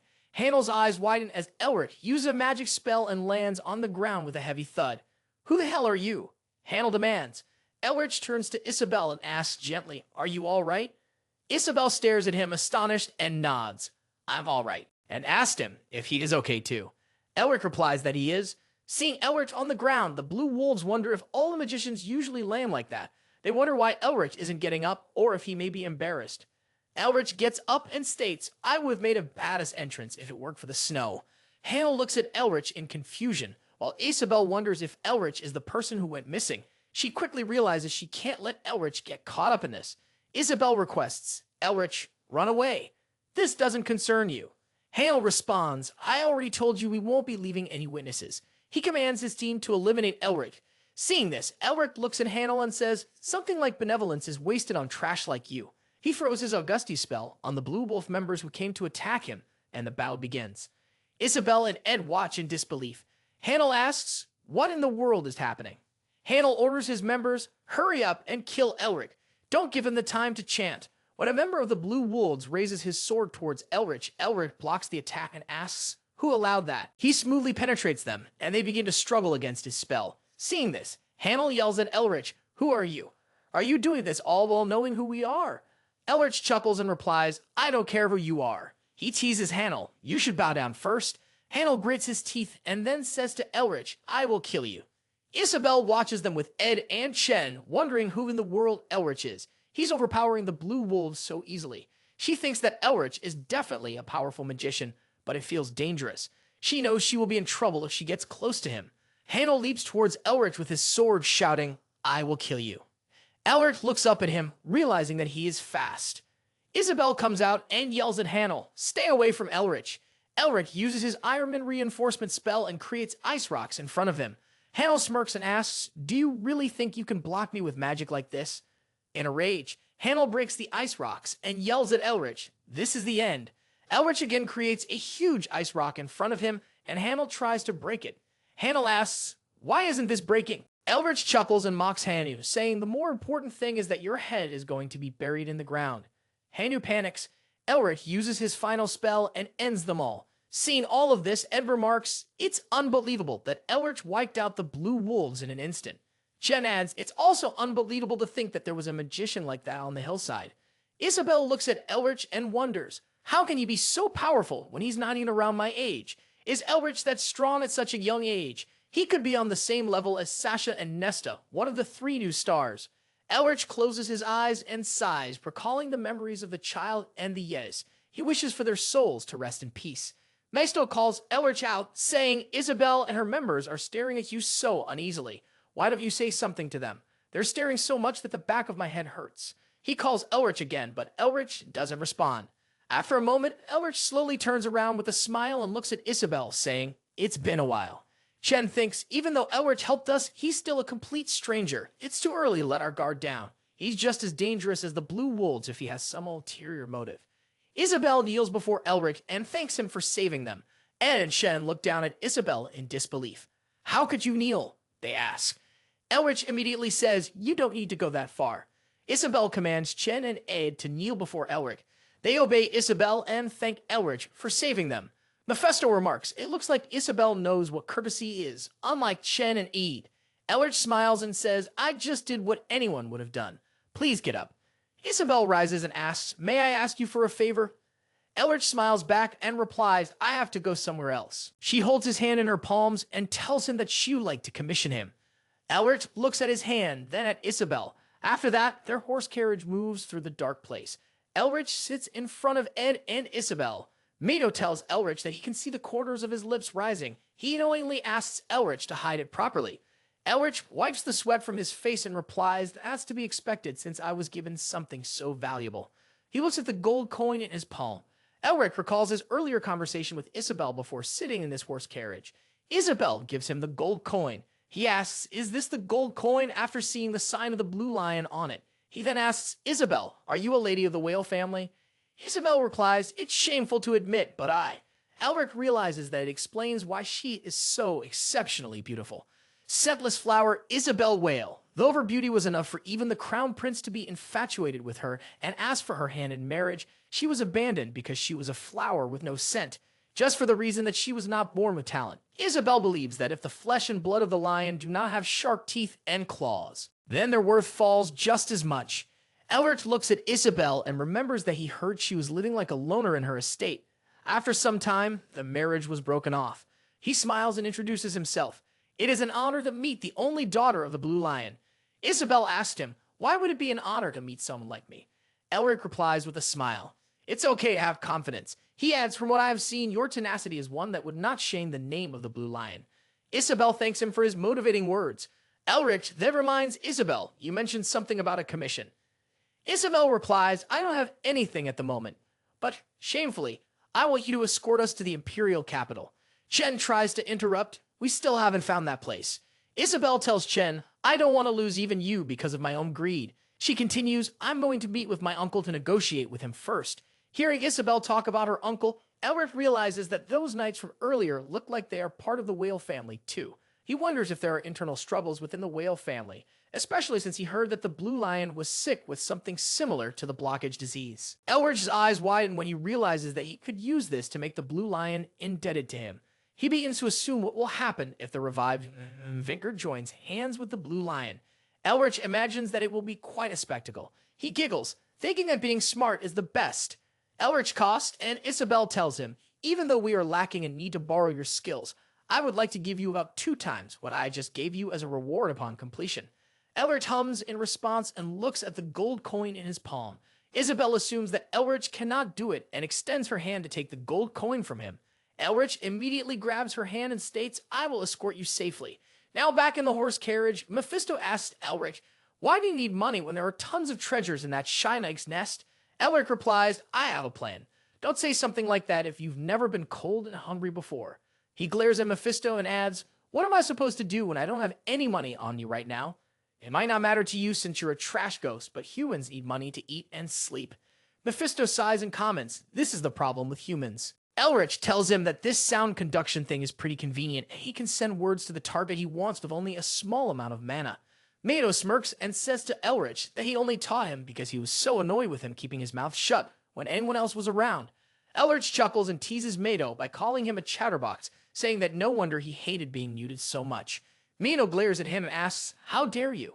Isabelle looks at Elric and realizes that he is not saying a word. She wonders if it is because she commissioned him, but she knows she needs his help.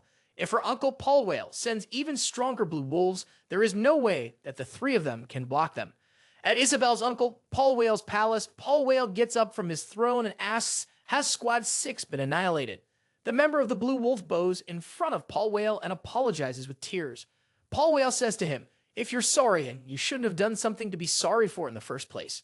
Paul Whale finishes him with his sword and asks Hilton how he thinks Isabelle will move. The Blue Wolf squad leader Hilton replies that since traces of Isabelle leaving the Ice Mountain have been confirmed, she will most likely return to the Imperial capital. Paul Whale asks if Isabelle is returning to the Imperial capital, does that mean she will try to negotiate with him? Hilton replies it is most likely to happen. Paul Whale puts his sword back into the scabbard and asks, how can such an incompetent girl like Isabelle try to negotiate with him?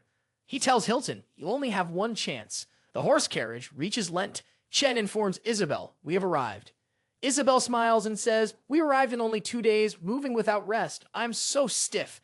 Mesto's body aches all over. Elric laughs and calls him a floating ghost. He asks Mesto, why did you stay upside down when you know the correct posture eases the mind?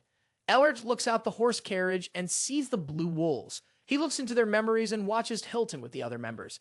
Hilton orders them, gather the Blue Wolf Squad 2. He tells them, we must mobilize our most powerful squad for something so trivial. Isabelle returning to the capital is no different from a declaration of surrender. Hilton states, a hound should act like one. He adds, Isabelle will no doubt pass through Lent. If she is coming from the Ice Mountain to the Imperial capital, Hilton orders, turn that place into Isabelle and her people's graves. Coming out of the memories, Elric widens his eyes. Isabelle looks at the blue wolves and says, I expected that they wouldn't be able to move freely since the Lord rules over this place, but I never expected it to be this extent. Chen asks, should we turn back? Isabelle denies we have already caught the blue wolves' attention. Turning back now will only make them more suspicious. She adds, we should abandon the carriage. Let's leave in secret and find another place. Elric interrupts, there's no need to do that. Isabelle asks, what plan do you have? Elric smirks and uses his display magic. The horse carriage begins to move, passing all the blue wolves without drawing their attention. They reach their destination and step out of the carriage. Isabelle asks, what magic did you use? Elric chuckles and replies, it's just a simple illusion magic that makes our appearance look different for a moment. He continues, it's nothing more than a hypnosis that can break with even the slightest shock. So, we have to be careful. Isabelle thanks Elric, saying that they have entered the city safely because of him, and she is grateful from the bottom of her heart. Elric asks them to stay the night here and says that he will be right back, needing to take care of some business. Isabelle asks him to come back safely. Elric and Mephisto begin to walk through the streets of the city. Mephisto asks Elric why he went out of his way to use illusion magic when he could have just wiped them all out. Elric replies that he didn't want to fight, especially when he didn't know the scale of their enemies. He adds that he also needs to conserve his mana for emergencies. Mephisto asks Elric what he thinks soul speech and seals are for, and if he's just being lazy. He then asks if Elric is planning to go to the academy or something soon. Elric replies that he should go, but he needs to find something out first. He informs Mephisto that he needs to know what sort of situation their dean is in, so he can prepare to ruin him. Mephisto grins and exclaims, I don't know who this dean is, but he's an unlucky man being marked by you. Elric sighs, then they continue walking. Mephisto tells Elric that he felt something similar to mana from those nights. He asks Elric what that was. Elric says to Mato, I think that aura chain didn't exist in my time. Mato gets confused and Elric explains mana is originally a blessing given to mages, but as time passed, even martial artists developed a method to apply mana to their bodies. Elric adds, if mages use magic by creating mana circles in their hearts, martial artists strengthen their bodies by weaving aura chains around their dantians. Elric continues, just like how the ranks of mages are categorized as 6th Circle Magus, 7th Circle Archmage, and 8th Circle Sage, the ranks of martial artists are categorized as 1st Chain User, 2nd Chain Advanced, 3rd Chain Expert, 4th Chain Master, and 5th Chain Superior. Elric informs Mato, Isabelle's knights are around user rank. Mako asks, are there only 5? Elric replies, there are 5 usually, but there's an exception. Only one person has ever formed more than 5 chains. Mato wonders, who is that person? Elric tells him, that person is the Golden Lion. He informs Mephisto that the Golden Lion is considered the strongest being on the continent. Mephisto remarks, it is an arrogant name. This is nothing more than human standards. Elric tells him, the Golden Lion was a match against my grandfather, who is one of the greatest in the history of Mvinger. Mato smiles and says to Elric, I would love to meet the Golden Lion one day. When they finally reach the place, Elric realizes that Mephisto is stuck on something again. He decides to focus on important things and purchases a month's worth of newspapers to find out what happened during his absence. On the other hand, Veru asks LeBurn, has it still not been taken care of yet? Carl kneels before him and apologizes, saying the Nestas are guarding the hospital like an impenetrable fortress. This makes Veru curse Sean. He then informs Carl, since my accomplishment of discovering the nest is being raised by the academic circles and the press, I am much superior to the other candidates for the headmaster election approval ratings. Then Varric says, we never know what will happen if I cannot obtain the excavation rights for the nest. I want an overwhelming victory. LeBurn asks Varric, just give me my command. Dean commands him, pressure the Nestas even more. Then LeBurn goes to Sean and informs him, pressure being placed on the transfer of the nest excavation rights by the academic circles and the press is serious. He adds, this situation is no different from you stabbing your supervising professor in the back. The academic circles are in an uproar. Hearing this, Sean chuckles sadly. He sobs to Carl, my sister comes to grill me every single day and Elric hasn't contacted me even once. Sean looks at the papers on the desk and declares, I've already resolved myself. I'll keep enduring until Elric returns. Elric reads everything in the newspaper and remarks, the Dean is sly as always. He continues, Sean is going through hell because of me. Dean is using the press. He sighs, the older you get, the more sly you get. Quite well. Mio continues to stare at Elric. Elric slams his fist on the newspaper and says, Dean can just climb like that. It'll only make his debut stage more fabulous. Elric sighs again and expresses, I feel so bad for Sean. He asked if there is anything he can do for him. Suddenly, Elric and Mephisto hear the chaos coming from outside. They look out the window and witness the fire raging beyond. Elric grits his teeth and opens the gate. He sees the flames everywhere. Jen asks Isabelle, do you trust Elric? Isabelle replies, he saved us. Jen expresses his concern, saying he may not be Paul Whale's subordinate, but he could be an assassin sent by the other 7 lions aiming for the main estate. He adds, I can't be sure, but we must prepare for the possibility. Isabelle understands where Chen is coming from, but she realizes that he has become overly protective since the attack on the Ice Mountain. She says to Chen, I understand what you're trying to say, but please keep this in mind. Doubt toward Elric is also doubt toward my decision. Anne and Chen look at Isabelle in disbelief. She recalls Elric's face and realizes she trusts him. She remembers the expression he made that day, an expression only someone righteous could have. Chen sighs and says, I understand, but Elric is a mercenary. He only wants money. Isabelle denies, saying that Elric probably did that on purpose. Anne and Chen look at her in confusion. She explains that Elric helped them without any compensation from the beginning. Isabelle says that Elric would have helped them even if they hadn't commissioned him, but his face changed as soon as he found out they were from the Whale family. Isabelle tells them that Elric took into account that their family's reputation might be tarnished and lowered himself on purpose. Ed exclaims, I understand. Elric did that to avoid making the Blue Lion look weak. Isabelle smiles and begins to say something to Chen, but suddenly the place explodes due to the fire attack. Looking at the burning area, Blue Wolf Squad 3 leader Simonin asks Blue Wolf Squad 2 leader Besov, isn't it burning quite nicely? He asked, is it really worth the price of a scroll containing the 4th circle advent of Heatwave? Bees looks at Simon and asks, how can you laugh at this? Simon looks back at Bees and says, I was agreeing with your opinion just a while ago, and now you're acting seriously? Do you know how much I had to spend on this thing? Bees curses at Simon and says, I can't think of anything better other than considering Isabelle's personality. He says that she will show herself to help people no matter what. Simon asked him, should we burn some more? Beeson tells Simon, Squad 6 has been wiped out. According to Hilton, there are at least 3 or more enemies unaccounted for. He informs Simon, Hilton said to be careful. Mages might be among them. Simon claims, I could wipe out those squad's 6 small fries with my eyes closed. Simon says to Besco, you and Hilton worry too much. He smirks, adding, since I've come all the way here, it would be great if they were strong enough to entertain me. Askov agrees, then says, begin. Find Isabelle and eliminate everyone except her. Isabelle continues to crawl, trying to protect herself from the fire. She hears someone urging her, hide. Isabelle looks for Ed and Chen, asking, are you all right?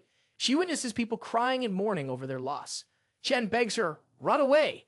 Isabelle clenches her teeth, then picks up her sword. She feels filled with rage at her powerlessness. She wants to face them head-on and save the people. But Isabelle knows she has neither the power nor the talent to stop them. She gets up, telling herself that she doesn't want to run and live such a shameful life. Isabelle recalls Elric's motivating words. She remembers what he said to her and realizes that she wants to become like him. Isabelle begins to emerge, thinking of herself as a member of the Whale family, the protector of the Empire. Even as she may die, she decides that she will fight until the very end.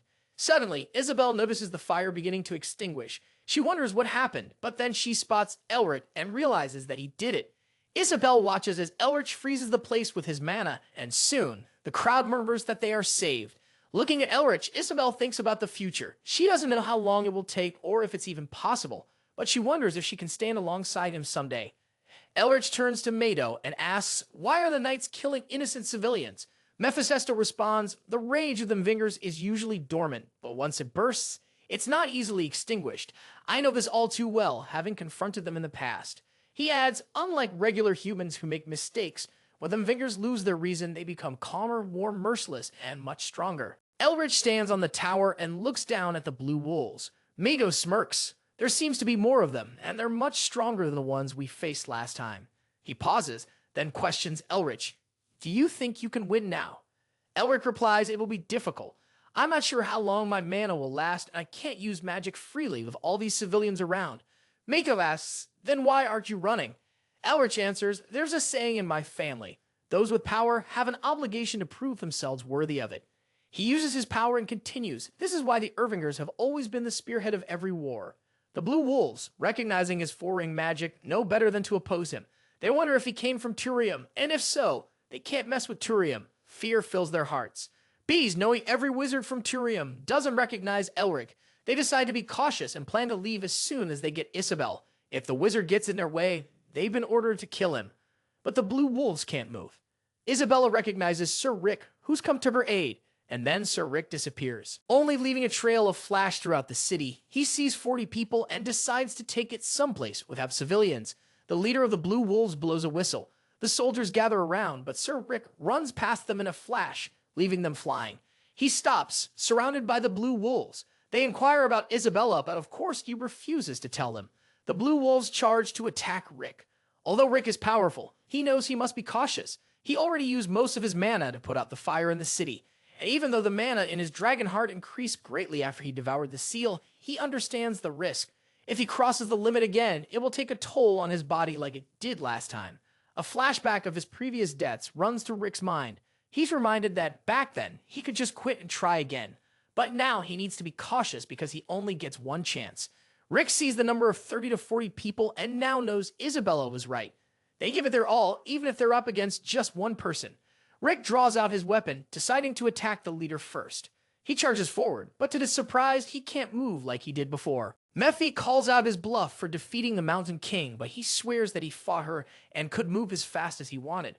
The Blue Wolf knocks Rick to the ground and stabs the sword into the earth, narrowly missing Rick's head. Mephi reminds him, reality isn't as easy as your grandfather's game. Suddenly, another Blue Wolf charges at Rick with enthusiasm. He thinks Rick is a fool to engage in close-range combat and dares him to use his magic.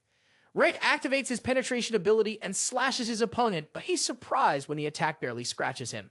They exchange blows, each striking the other, but then a loud boom echoes through the air.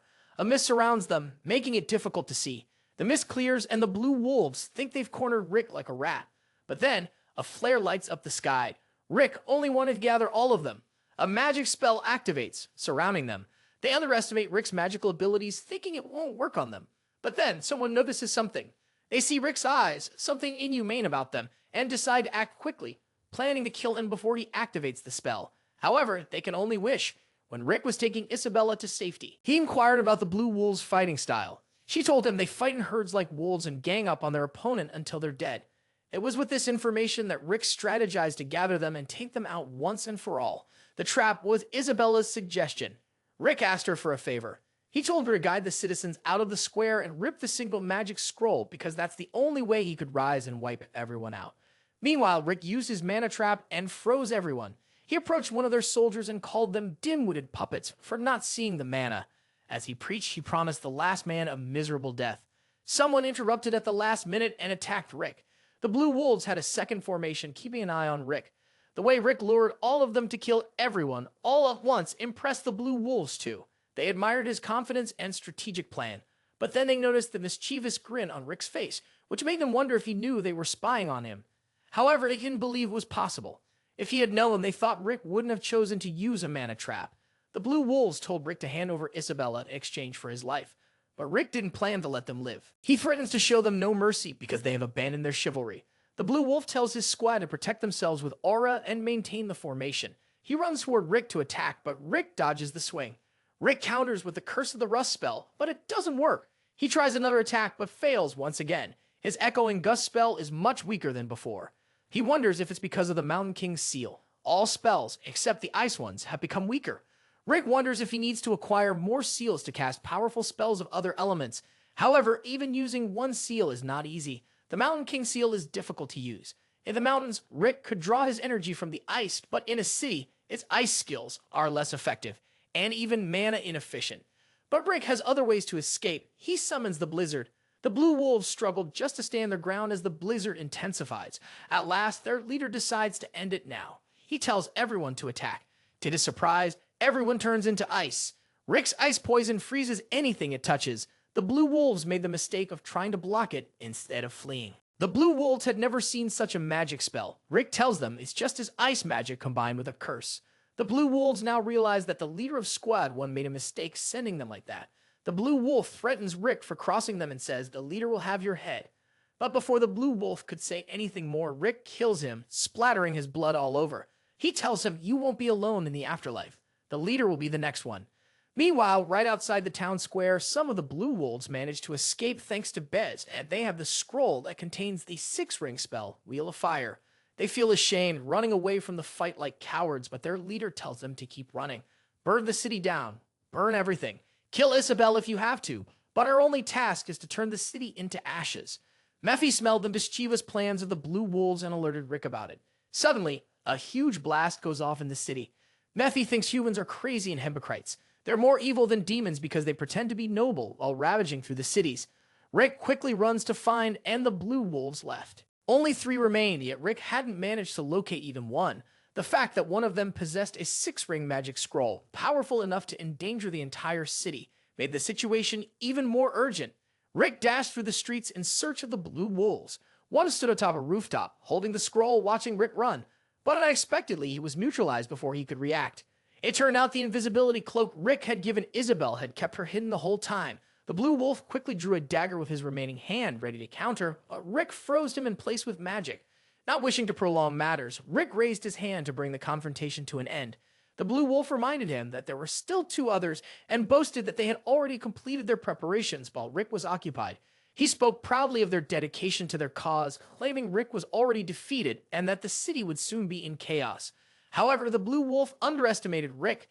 While running through the city earlier, Rick had already spotted the other 2 and neutralized them with his magic. Realizing he was defeated, the Blue Wolf leader could only plead with Isabelle for mercy. He desperately persuades her. I will talk to Paul Whale, he says. However, Isabelle is done with people dragging her family's name through the mud. She swings her weapon and finishes off the Blue Wolf's leader. Rick notices Isabelle trembling. Take a moment, he tells her. Isabelle nods, then looks at him. Capture one of the Blue Wolves for me, she says. She pauses, her voice quiet but firm. The knights of my own family never respected me. They thought I had no talent. Those who did respect me did so only out of obligation because I was the Blue Lion's daughter. Her eyes darken as she continues, the Blue Wolves who worked for my uncle Paul Whale. They never respected me either. They always gave me that terrifying glance. The hatred in their eyes, so visible, so strong. She tightens her grip on her weapon, a fierce resolve in her voice. But not anymore. Now they're the ones who are scared of me. With Rick's help, she captures one of the Blue Wolves. She leans down at him, her voice cold. Tell Paul Whale he will never be the Blue Lion. The blue wolf, shaking, runs in fear to deliver the message. Isabelle watches him go and then sighs. I know it's not me they're afraid of, she mutters. It's Rick. She feels a pang of regret. I wish I had powers, but I also know I need to pull myself together. If I want to be stronger, I have to change my passive attitude first. Her next course of action is clear. I'm going to Kanoi. Where her father is staying, she plans to ask some of the relatives who owe her father for help. Rick thinks it's a good idea to gather forces because no one will dare to trespass a place where the Blue Lion himself is staying. However, Isabelle worries that she'll lose the fight if her father's condition doesn't get any better. If Rick helped her, she might have a shot at winning, but lions cannot join hands with the wizards. He has helped Isabelle a lot, and she doesn't want to leave him now, but she has no choice but to say goodbye. While Isabelle keeps thinking about that, he hands her a dissertation. Isabelle's father has a disease similar to manivascularity, and the dissertation is the cure for manivascularity, which Rick believes could help the Blue Lion. Isabelle stands surprised when he hands her the dissertation for the cure. She doesn't understand what it means until she finds out the truth. Rick apologizes for hiding his identity, but Isabelle is still clueless about the situation. He reveals that his name is Elric Mervinger, and he's the master of House Mvinger. He's also called the dupe of the Shining Star. The title was awarded to him by the Emperor himself after Mvinger. The Wizard of the Stars won against the demons. The title holds the status of royalty, equivalent to that of a duke. It doesn't offer much governing power, but it was granted by the Emperor himself, so it is an honor in itself. The reaction on Isabelle's face shifts from confusion to shock. He was supposed to be unconscious in the hospital. He was incapable of the abilities that Rick possesses. However, Elric explains that he had his reasons for hiding his identity. He had suffered from manivascularity, and the dissertation he gave Isabelle is the cure, recorded after experimenting on himself. From what Elric has heard, the lion's condition is similar to his. He believes it could help the lion as well. He tells Isabelle that the Blue Lion would love to see her get back at the people who hurt her. Tears well up in Isabelle's eyes, and she wonders how she could ever repay him for everything he has done for her. Elric assures her not to worry. He will get something in exchange. Tears run down Isabelle's cheeks as she offers to repay him by making him a hero. As they try to rebuild the city, Mephi shows concern for him, revealing his identity. However, Elric thinks that Paul Whale will try to find him anyway after he killed his blue wolves. Besides, he has a unique magic signature, so finding him wouldn't be difficult. And since he is doing the Blue Lion a favor, he can help him when he puts his family back on the map. Mephi is impressed by Elric's political ability to gain a good reputation and a spotlight in a fancy family. The civilians show their gratitude towards Elric for helping them. If he hadn't defeated the Blue Wolves, who knows what they would have done. A lady asked him to stay, but he respectfully declines. Chin, the Whale family's knight, also shows his gratitude to Elric and thanks him for his help. He asks Chen what he's going to do next. Chen tells him that even though it was Paul Whale who committed this act, it was a crime of the whale nonetheless. As a knight of the family, he vows to stay and help whoever needs it. After that, he will head to Kanoi and join Lady Isabelle.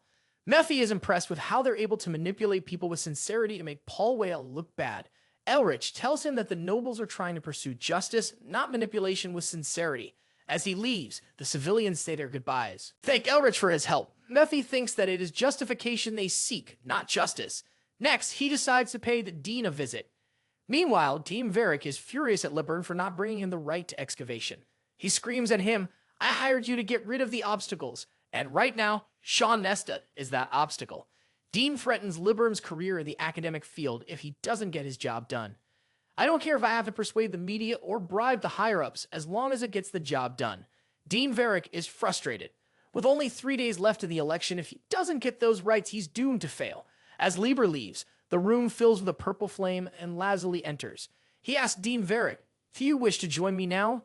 Dean Veric asks Lazuli how he's going to get him the rights to excavation and make him the minister. Lazuli tells him everything has been arranged. We're only waiting for the Dean to join hands with us. Dean Veric asks, how were you able to do what I failed to? Lazuli answers, if you don't trust us, then it's better to call the deal off. Dean Veric says he trusts them and asks, what do you want in return? Lazuli answers, we want your support for the siesta, which Dean Veru thinks is too simple. He reconfirms if that is really all they want, but Lazuli tells him with a mischievous grin, that's all we want. Meanwhile, out in the city, the people gossip about the events in Lent City and the level of destruction that took place. They sing feats about some wizard who wiped out the attackers and how they call him the hero of Lent. It was Isabelle who spread the rumors about Elric's heroic feats to gain him a favorable public opinion.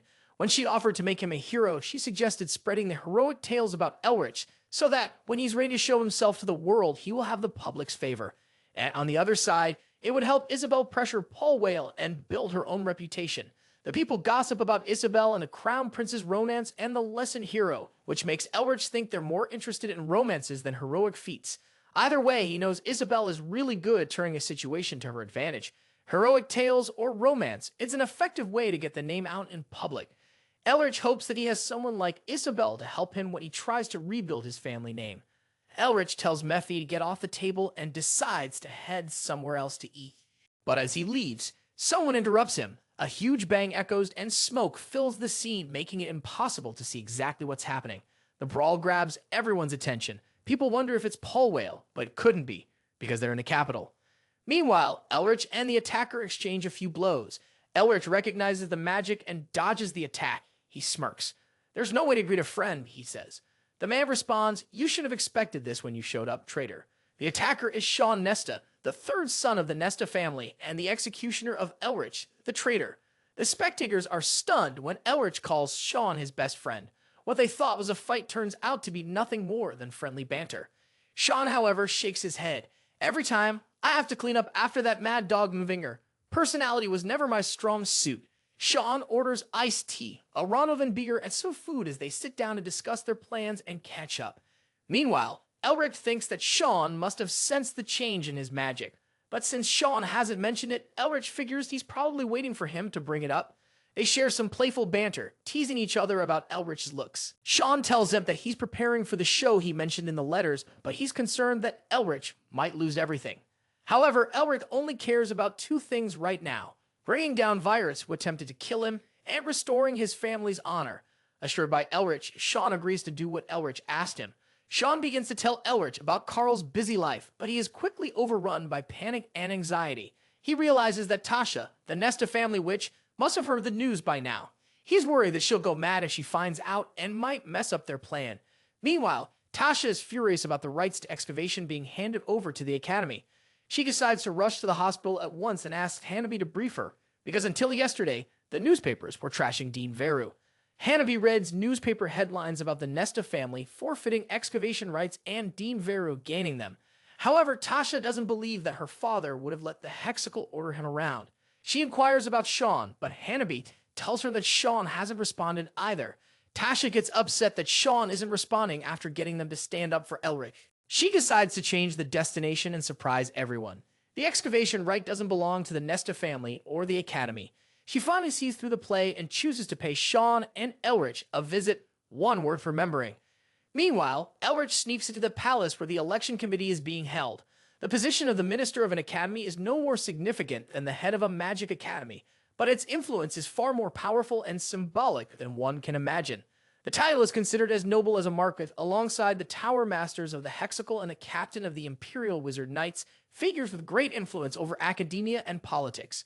Having that position means you carry the honor of Udon Mvinger, the Wizard of the Stars. The election is today, and Elric has to take care of things before it's too late. Meanwhile, Dean Veru addresses the committee and boasts about his role in discovering the Diamond Dragon's nest, a historical feat.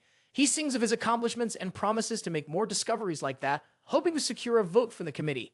Sean, who observes the speech from the committee, is annoyed. He's also worried if Elric can really pull it off alone. Veru's approval rating is incredibly high. When they were planning out today's events during lunch yesterday, Sean told Elric that the supporters were bribed, so his plan might not work, but he assured him that what he plans for today will work. Meanwhile, Lazuli complimented Veru's speech, but Veru didn't wish to jinx it, yet because he hadn't been elected. He told Lazuli that he would hold up his end of the bargain. In reality, Veru had no plan to help the siesta. After being elected, Veru would be with the Tower Masters of the Hexical, and it would be easier for him to take care of the siesta once he was the minister. Meanwhile, after all 7 candidates finished their speeches, the voting was soon about to begin. Sean stood at the edge waiting for Elric, who was nowhere to be found.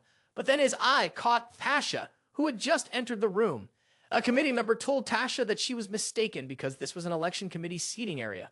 But Tasha told him that she was there on behalf of the master of the Neresta household and understood the situation better than anyone.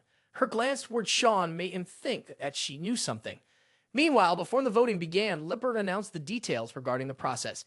He told the committee that the manospheres everyone received contained information about the candidates. They can use that information to vote, and the results will be announced once everyone has voted. Veru is eager. He has waited for this day forever. His election pledge will interest the Turium and the Imperial family, alongside those directly related to the Academy. More than that, he has already made some deals with the representatives and is only waiting for the announcement now. Lurd begins to announce the results. Everyone except the Mvingers has voted. He starts to announce the names, and Varric's eagerness keeps growing. But then, someone halts the decision. The committee members feel uneasy upon the intruder's arrival, except for Sean and Tasha, who have been waiting for this moment. The intruder announces himself. I am Elric Mervinger, Master of the House of Mvinger, Duke of the Shining Star. Varric's face turns pale when Elric announces his participation in the election. The committee members scream in chaos and gossip. Veru is shocked to see Elric. The representatives are offended that a student is here to ruin the ministerial election. However, Elric tells them he's not here as a student, but as a dupe of the Empire and a representative of the election. He points toward the empty seat reserved for the Mvinger family. Meanwhile, Varric continues to act foolish and asks Elric, "Why are you here? The voting has already ended." He starts to announce the results, but then Elric interrupts. With a calm, measured voice, Elric recites Section 7, Article 2 of the Udon Academy election law states that a re-election may take place with the consent of more than half of the representatives if a candidate is found to have issues that could disqualify them. Elric proceeds to declare Veru was disqualified due to several crimes, including forgery of private documents and the attempted murder of me, the dupe of the Shining Star. Varric continues to act innocent, saying, "Prove the basis of your accusations." He takes the high ground, confidently asserting, "I agree to follow the law, but you're only bluffing, Elric. You can't prove a thing." Varric addresses the representatives, telling them do not believe Elric's baseless accusations. He feels certain that Elric must have some tricks, but still holds on to the belief that he won't change the outcome of the election. After a moment of tense silence from the representatives, Varric proceeds to deny Elric's claims, but Elric interrupts, saying, "I have more to say." Elric is growing confidence, and his claims begin to worry Varric. He realizes that they found the dragon's den. Elric shows the representative a crystal in which Veru is seen and heard, telling someone to take him out as they planned and collect the Grand Collar of Wizardry as evidence afterward. Elric reveals that Veru didn't offer any support to the discovery that he and Sean made. Instead, he tried to kill Elric and steal his family heirloom. With the evidence, Elric proves his claims. However, Varric still denies his crimes and calls the evidence a trick made with illusionary magic. Elric points out, "I can't make sophisticated magic that could fool a 7-ring great high wizard like Veru. If I could, it would make me an 8-ring wizard." The representatives agree with Elric that he can't fool them all with illusion magic, let alone a 7-ring wizard. Besides, he suffers from mana vascularity. Veru wonders how Elric got the crystal that he gave to Liebern to take care of him at the den. Liebern announces the hindrance that the election faces, which strikes Veru with a realization. He now understands that Liebern betrayed him. When Sean and Elric reunited and discussed their plans over lunch, Sean told him, "I caught Liebern roaming around the hospital." Liebern told him that he was waiting for Elric because he had something to give him. Liebern decided to take revenge when Varric screamed at him and called him a worthless nothing. It's good for Elric that Liebern kept the evidence, he thought. And although the evidence he had was enough to bring Varric down, Elric wanted to spice things up a little. However, he wondered why Liebern had recorded the conversation, maybe as a contingency. Either way, it benefited Elric. Elric then addressed the representatives. As per law, he began the ownership of a dungeon, including dragon nests, belongs to its first finder. However, Team Veru took over the excavation rights for the Diamond Dragon's nest without permission. This means Varric not only attempted to murder the Duke of the Shining Star, but also tried to steal the Mvinger heirloom. Elric urged the representatives to hold Veru accountable for stealing the excavation rights to his dungeons. He also announced that he wanted to disqualify Dean Veru as an election candidate and make him pay for his crimes. The representatives began to lose support for Veru. After all, he was of no use to them without the excavation rights. Some of them have questions regarding Elric's health. For starters, he has traces of mana in him, despite suffering from mana vascularity, and secondly, he was supposed to be in a coma. They demand answers from the Nesta family. Tasha tells them she is clueless and that it was Sean who was involved with Elric. Varric continues to refute the evidence, calling it fake.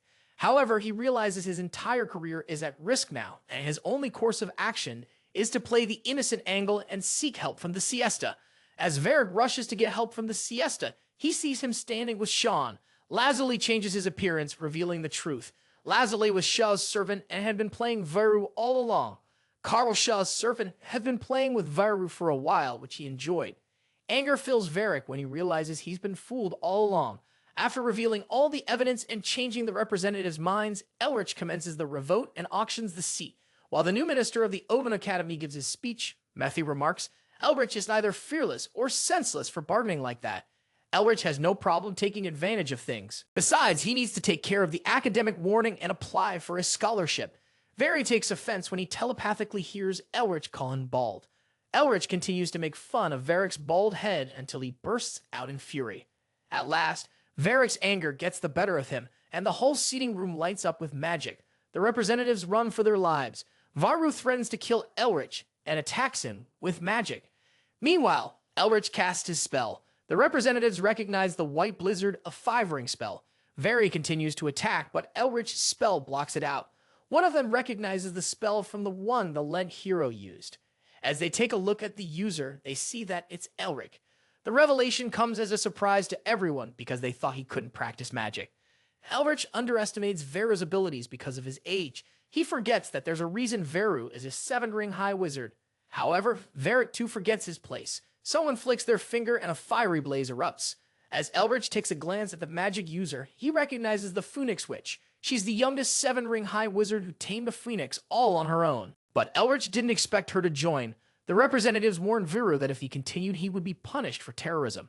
Elric realized that the representatives, including the masters of Hexical, were as powerful as Veru. If he continued to spread chaos, they would take him down by force.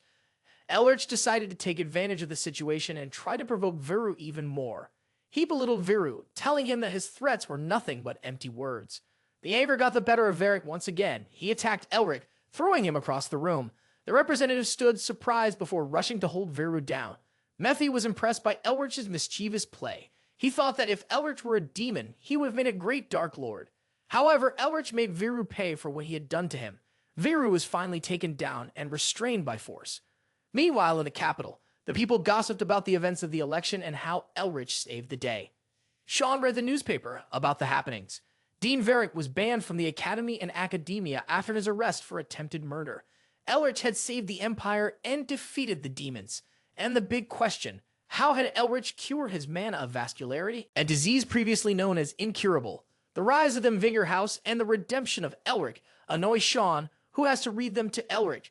But Elric tells him, I'm the patient, so you have to read it to me. The reporters stand eagerly outside the Nesta Palace, waiting to interview the hero, Elric Mervinger.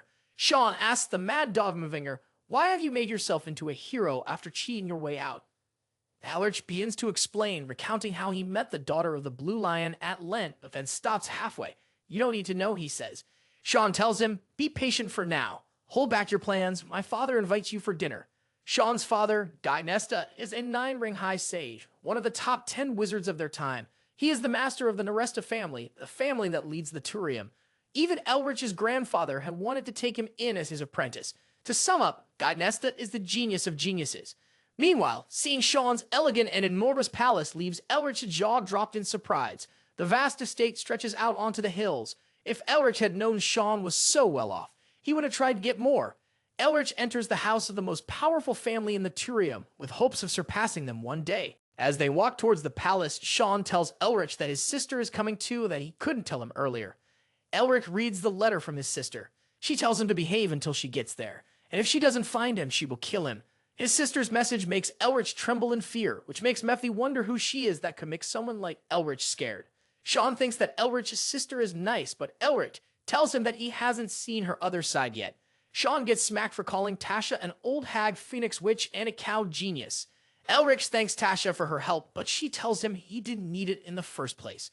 However, Sean wonders why she helped Elric because she never does something nice for anyone, but Tasha refuses to answer the question.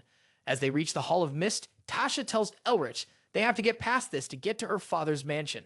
However, the place is filled with traps that are difficult even for 6-ring wizards, so he needs to be careful. Suddenly, Elric disappears and finds himself alone, surrounded by nothing but endless space and mist. Suddenly, he sees a halo ahead of him, and the space fills with magic energy. Elric wonders if this is the true power of the Nestas. Space is filled with elements, some potent, some mild, some sharp, and some so blunt that they hurt. At first, one would think they're all different branches of magic, but at the same time, they're bound by a single matter: wind. Elric doesn't know what place this is, but he believes he can harness the power if he does some research. While he continues to contemplate, a voice calls him out. Do you even know what you're seeing? The voice asks. Or are you just looking clueless? Elric didn't come to this place on purpose, but watching another wizard work on their magic is still a crime. If the wizard controls the place, then he must be at least a 7-ring wizard. That means Elric is in way over his head. Elric blames the Nestas for not guiding him properly and decides it's better to pretend not to hear the man. However, the man can hear Elric plotting in his mind. Elric cloaks himself and hides from the man. The clever trick impresses the man, and his interest in Elric only grows. Although Elric couldn't finish analyzing the magic, it's better than being caught. As Elric continues to find a way out, the space starts to rumble, and Elric finds the man standing before him. The man tells Elric, "You took something that wasn't yours, and now you need to pay for it." Meanwhile, Sean and Tasha discuss what to do next. Gaiesta finds the Hall of Mist open and asks them what happened. Tasha replies, "Elric disappeared before we could go through the entrance." As they look up, they see magic engraved in the air. Gaiesta realizes it's my great-uncle's doing. However, what he's thinking is beyond anyone's understanding. Sean insists on helping Elric, saying he was our guest. Seeing Sean care about Elric only makes Tasha more curious about him. Gaiesta is intrigued by Elric as well. His family was an elite wizard family, as powerful as the Turium, which makes him wonder what Elric is capable of. The Hall of Mist was the old man's lifelong research, and it took Elric only a moment to understand it and use it against the old man, which only impresses Gaiesta more. So he decides to test Elric for everything he's got. Mephi, Autohand, and now this old man are all after Elric for some reason. Elric struggles to defend himself against the old man's attacks. Using his mind, Elric decides it's better to calm down and understand the situation first. This place has more than one attribute of magic, and the Nestas are known for their mastery of wind, which only means that the magic here has different attributes of wind. All it takes is the understanding of wind to master this place. Fire mixed with wind turns water into vapor, which is collected and turned into mist by the light breeze. The icy wind combined with mist thickens it, the rapid gusts that flow through it entrap everything that steps in. The old man's accuracy in controlling the wind means that he can raise a storm if he wants to. Elric didn't start the fight, but he's now committed to finishing his analysis. He felt his other types of magic were weak and lent before. However, studying the way mana flow in this place changes the winds, and applying it to his mana and ice magic will allow Elric to rearrange the mana flow from his incantations to his seal and increase his mana efficiency. This way, he can learn to control other attributes with his ice magic too. Elric finally understands how the magic works here. He starts to absorb the energy. His seal incantations begin to glow, and his energy transcends, finally elevating his magic levels. The old man let out a sigh of relief as if he had finally found what he had been seeking. Elric returned to Sean and Tasha. They were astonished to learn it and taken him only 46 minutes, whereas a 6-ring wizard would normally require at least 24 hours. Tasha herself had taken 4 hours and 52 minutes. Mephi, however, noticed something else. Elric's mastery of the Mountain King's seal had reached 5 stars. Mephi was impressed. Not only had Elric broken the magic circle, but he had also claimed it as his own. Gaiesta realized that Elric had advanced to a 6-ring wizard just 2 days after restoring the flow of his mana. He had broken Tasha's record, becoming the youngest 6-ring wizard in history. Elric formally met Gaiesta, head of the Nesta family. Gaiesta apologized for the trouble and welcomed him into the house. Elric paused in silence for a moment before following them inside. Meanwhile, Isabelle found her father awake in bed and rushed to embrace him, her heart overflowing with joy. Her father asked how she had been able to heal him when even the physicians had said it was impossible. With tears welling in her eyes, Isabelle told him that Elric had helped her. The Blue Lion fully believed in Elric's aid without a moment's doubt. Their family has always helped others in need. Seeing him prepare to leave, Isabelle tells her father to rest, but he responds, "Right now, my priority is to find Elric, even if I have to go to the other end. In a world full of chaos, I need righteous men like Elric." Hilton informs Paul Whale of the Blue Wolf's defeat and their failure to capture Isabelle. The Blue Lion's cure and the death of the last surviving Blue Wolf were all Elric is doing, Hilton reports. Hilton also tells Paul Whale the Blue Lion is heading to the Nesta residence to contact Elric Mervinger. Paul Whale thinks the Blue Lion has grown weak from not confronting his brother first. Stopping from meeting Elric, Paul orders, "Get rid of the Blue Lion the moment he leaves for the Nesta residence." He reminds Hilton, "You're only alive because of your abilities." As Shaw and Elric head inside the mansion, Mephi raises a serious concern. He wonders, is Gaiesta even human? Mephi is concerned because if Guy is an ordinary human being and not even a Mvinger, it should be impossible for him to gain that amount of power without meddling with another race. However, Elric responds, humans have been evolving for the 1,000 years that you lost being locked up. He tells me about all the other powerful humans, like the other masters of the Turium, the lions of the Doi Leon, the Oculus of the Imperial family, the soldiers of Libertas, and the Theanthropes. Mephi feels delighted to have woken up at this time. Other than the Gold Lion, the most powerful being on the continent, there are others just as powerful as Guy, or even more so. The world is full of people tearing each other apart, trying to take over. Mephi looks forward to stomping them all under his feet and rising to victory as the Dark Prince Mephistopheles. He says he will have to train Elric harder to recover his powers, but Elric pays no attention and leaves. Meanwhile, as they all have lunch together, Leal and Tom start to fight each other like kids do. Their mother tells them to be quiet at the dinner table. The childish banter between the siblings and their mother telling them to stop fighting brings back memories of Elric's past. He remembers how he once shared a table with his parents, how they raised him. While reminiscing about his childhood, Elric barely eats his food, which makes Sean's mother think that he doesn't like the taste. However, Elric assures her that the food tastes good. He was just savoring every bite of it. He tells her that he feels nice having a meal with other people, which reassures the mother. After lunch, they have tea together. Guy brings up the fact that Elric is handing over the excavation rights to the Nesta family. As they drink tea, Guy asks Elric if he hates him. The Mvinger family was a 1,000-year-old family that emerged victorious through many wars. A family like that doesn't just fall apart in a few days. It was abandoned by the Imperial family, set up by the Hexical, and betrayed by those they once trusted. It was politics that brought the demise of the family. Elric tells Guy that he doesn't hate him because he believes there's more than just one side to a story. From what Elric knows, Nerestus didn't participate in the Mvinger family's demise. They just couldn't assist due to political reasons. I don't hate them because I would have done the same if I were in their shoes.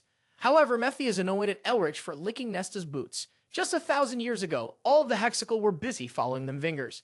And besides, Elric continues, we're both the masters of our houses, so we're the same rank. He tells Guy that it wasn't his fault and that it's been ages since the fall of House Mvinger. Elric came to the palace because it was his friend's family, but he had ulterior motives. The Nestas were his rivals, and he needed to learn about their wizards and what kind of person Guy was. Guy announces his unconditional support for the Mvinger family. Elric's thought his mind reeling. This comes as a shock to him. Guy tells him that it is a token of appreciation for the rites of excavation. Mephi, a bit skeptical, wondered, does Guy want to strengthen his ties with Elric, or does he intend to take him in while he's powerless?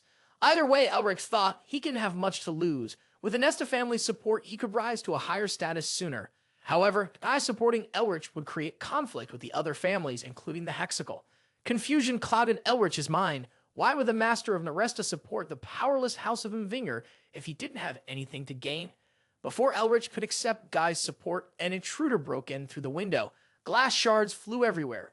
Elric wondered, who would be foolish enough to attack the Neresta residents? His eyes widened in surprise as he saw the intruder, as if something impossible had happened. The intruder was covered in a hooded gown, points towards Elric and claims to take him as his apprentice. Sean once told young Mvinger that his father collects talent, and they always had more than 100 guests in their house. The Neresta's real power comes from their Senate house where the monsters stay. The Nesta family tells the senator that his intrusion into the master's chamber is unacceptable. The Senate's head was the teacher of all the wizards of House Nesta. He was known as the White Knight Augustine Nesta. He was more powerful than Guy himself. The senator apologizes for the intrusion and tells Guy that he's here to take Elric as his apprentice. Guy tells the old man that Elric is one of the 4 dukes of the Empire and the master of the Mvinger family, so he will not be able to take him in. Before Guy could say anything further, our protagonist steps in through the crowd and introduces himself to Augustine Neresta. He tells him that he recognizes him from his father's tales, and that if his family had had him, that they wouldn't have fallen so easily. Augustine compliments Mvinger's cleverness and asks him to be his apprentice. Though he declines the proposal, Augustine insists that he took some of his teachings from the Hall of Mist. So Elric tells him that it was unintentional and he only did it to escape the Hall of Mist. Besides, it was Augustine himself who put him in that position.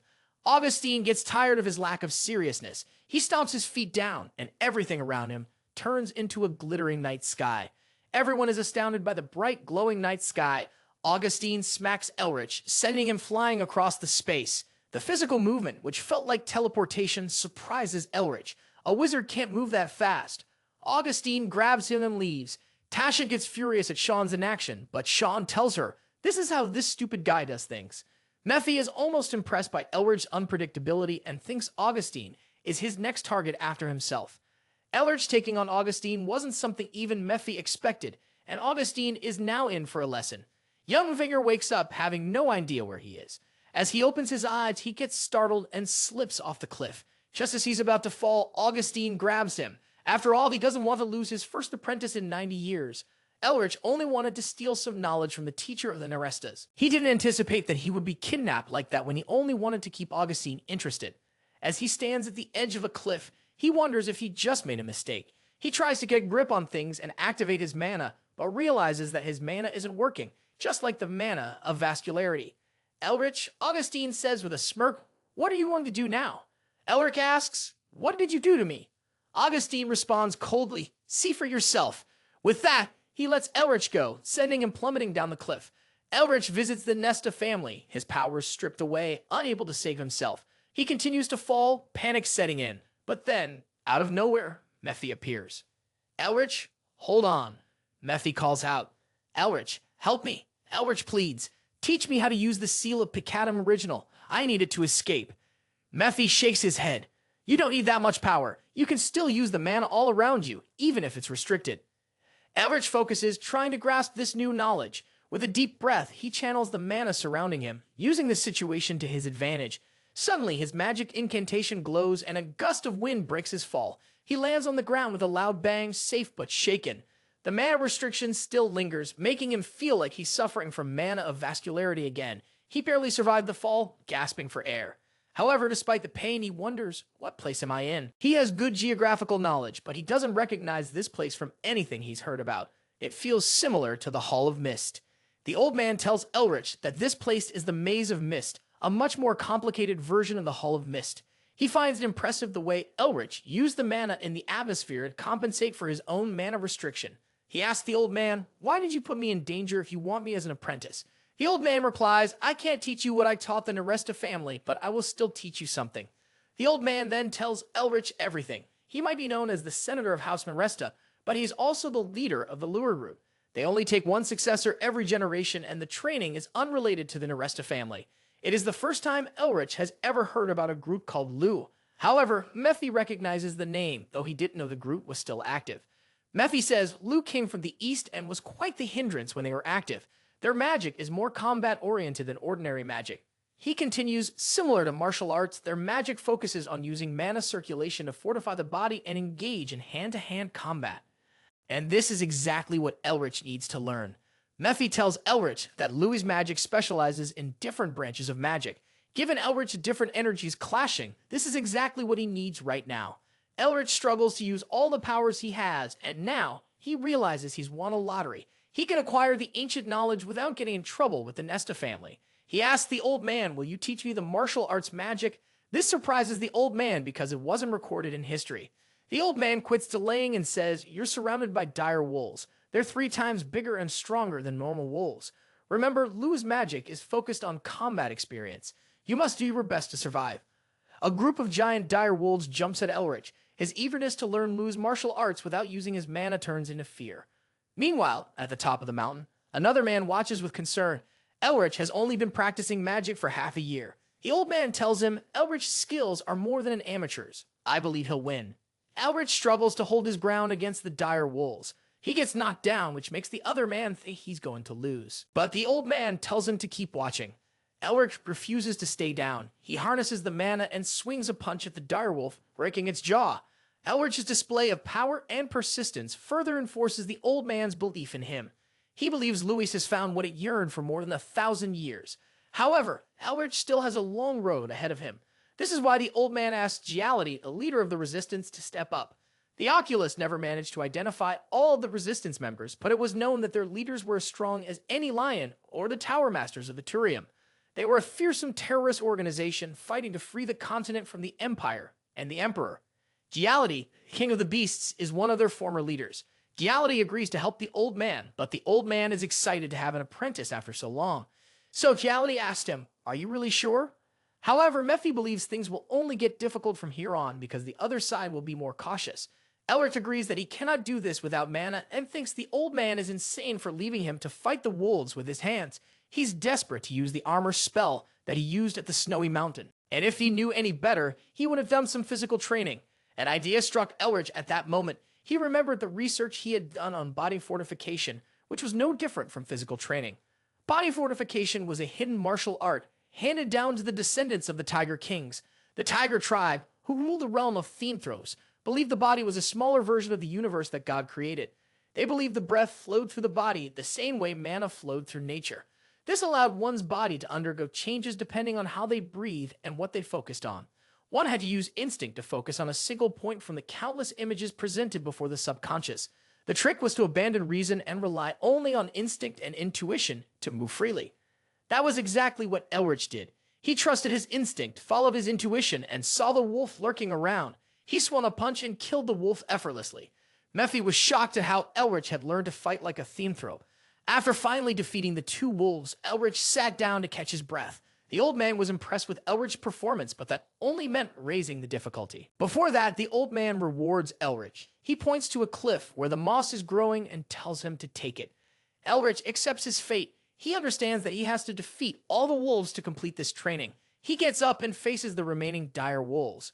After fighting for 10 days straight, Elric finally makes it to the cliff where the moss was growing. The Vitamors possess demonic energy, but Mephi doesn't understand why it's growing here. Elric worries if the demonic energy will replenish his mana if he eats the plants, but Mephi tells him that its effect is equivalent to herbal medicine on normal human beings. But since you carry demonic seals, Mephi adds, the plants might work for you. They could even enhance your mastery of the seals themselves. Mephi believes there's a reason the old man sent him here, but he still can't understand how the demonic plant is growing in this realm. Elric has a love-hate relationship with the old man. He put him in danger, but it is also because of the old man that Elric could enhance his seal mastery and increase his mana. Not to mention, it was because of the mana restriction that Elric could fortify his body as well. All the good things aside, he's glad that it's about to end now. As Elric walks past the dead direwolves and heads inside the cave, he sees the last direwolf. But then, a human leg catches his attention. The man riding the direwolf tells Elric, even though I knew about your academic achievements, I didn't expect you to be so skillful already. The man dismounts the direwolf and adds, if you could defeat the last wolf, I'll take you as my disciple instead. Augustine Nesta rushes in the moment Giality tries to recruit Elric and gives him his final task. Augustine argues, I've put in the effort to train him. Giality counters, the direwolves he killed were difficult to obtain. Giality continues, you have to go to the Dragon Zone in the south, get the pups, and then feed them Vitamors for 5 years to raise them.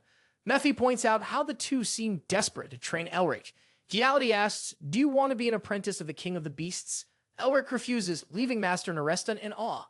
Elric responds to Giality, I already accepted Master Neresta as my teacher. Changing sides now would not be loyal. Giality offers, I can teach you how to use the Phantom Eye to control beasts. Elric finds this deal enticing and agrees to be Giality's apprentice. He asks him to teach him the Phantom Eye, but Giality tells him to defeat the direwolf first. The Phantom Eye requires great control of mana, and the Louis combat style boosts one's mana circulation, which enhances the Phantom Eye. Elric has recovered his mana by eating the Vitamors. So once he defeats the final direwolf without using magic, Giality agrees to teach him the Phantom Eye skill. He wastes no time and throws the direwolf flying. With the last challenge completed, he now wishes to learn the Phantom Eye skill. The old man, Augustine, approaches Elric. He stands before him and places his hand on Elric's shoulder to show him the truth. They teleport outside the Louis Hall, a sacred place for Louis. Elric senses the thick and gluey demonic energy. It feels like a demonic zone that can only be built by higher demons. Nephi felt something different about the place when he first saw the Vomors. The place looks like it was built by Augustine. The old man tells Elric that his family hunted demons for generations, but he raises the question of how a demon zone could be a sacred place for Lua. As they head inside the hall, Auric recognizes the Eastern architecture and the Eastern languages. The old man tells him that the founder of Louisa was an alchemist who had been researching medical botany in the East. One day, however, he lost his wife and daughter to a higher demon. He chased the demon all the way to the west, seeking revenge, but the demon was too strong and the Grandmaster had to change his plans. So he decided to strengthen himself. He combined the knowledge of the East with the wizardry of the West and even took some elements of the demon's power. The founder's grudge has persisted for 1,000 years. Elric thinks the reason the old man took him as his disciple is because no one has been able to exact revenge yet. But the old man tells him that the revenge was carried out a long time ago. The revelation that it was the old man himself who took the revenge surprises Elric. Mephi, too, acknowledges that the old man must be incredibly powerful to have defeated that demon. He cannot even begin to comprehend his master's strength in overcoming such a powerful foe. The old man tells him that the fight was influenced by other factors as well, which is why he set a new goal for himself. He shows Elric the demon and says that he wanted to prove it was his skills, not just luck, that defeated the demon by raising a disciple and having him fight the demon again. Elric is that disciple. The old man wants him to use his teachings and fight the demon, all to prove that he and his teachings are more powerful than the demon.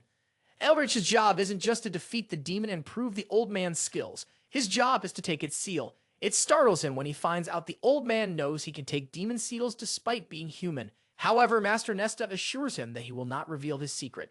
Not trusting the old man's promise, Elric gets defensive. The old man decides to reveal a secret of his own to win his trust. Duality tries to stop the old man, but he remains persistent. The old man takes the bandages off his hand and reveals his biggest secret, the arm of a dark elf. Where the regular elves live in the forest of light, the dark elves live in the dark underground and worship evil. The Empire, after wiping them out, classified them as demons. Elric points out that transplanting body parts across species is illegal, especially with demons. The old man tells him that no one besides Duality knows about his secret, not even his nephew, Guy. He tells him that he found out about his secret when he was unconscious. The old man's intention was only to teach Elric more efficiently, so he apologizes for making him uncomfortable. It was because of that revelation that the old man decided to make Elric stay and achieve his lifelong goal. He understands that it might come off as greedy to him, so he gives him the choice to walk out if he likes. Duality is Tiger and Mephi. They all stand waiting for Elric's choice. Elric understands that it is greedy of the old man to expect him to fulfill his goal. However, he also sees things from the old man's perspective. He understands that, just like the old man, he too is working towards a goal, so he cannot refuse him. Elric bows before Master Nesta in respect and accepts him as his master. Then he asks the master about his next steps and the name of the demon. The beast is known by many names from east to west, the old man tells him, but the Louis call it the vicious beast Shu. Without hesitating, Elric steps forward with confidence to complete his task. Even Mephisto recognized Shu's power, so absorbing its seal could greatly strengthen him. However, he still doesn't know how to absorb seals. Mephi gets annoyed that he didn't even know how to absorb the seals while acting so confident all that time. He tells him that for demons, absorbing seals is the same as eating. No one tells someone how to eat, so he can't teach him how to absorb the seals. The gravity of the situation settles in for Elric. The Grand Collar shows no reaction, and when he first absorbed the Mountain King's seal, it happened on its own. Finally, a realization makes everything clear. All he has to do is absorb. Elric moves forward, and the beast starts to scream and thrash about while he absorbs its seal. It wasn't just magic, martial arts, and body fortification that he learned in the past week. He also learned to harmonize the different magical energies within him. Elric used his new knowledge to combine the mechanism of seals and incantation, and it worked. He learned to absorb the seal. Suddenly, Elric finds himself surrounded by woods. He wonders if he is teleported to some alternate reality as a test. Just like the Mountain King, however, the surroundings give a sense of the opposite. He doesn't see any insects or birds in the huge forest. The place feels silent, like everything has been devoured.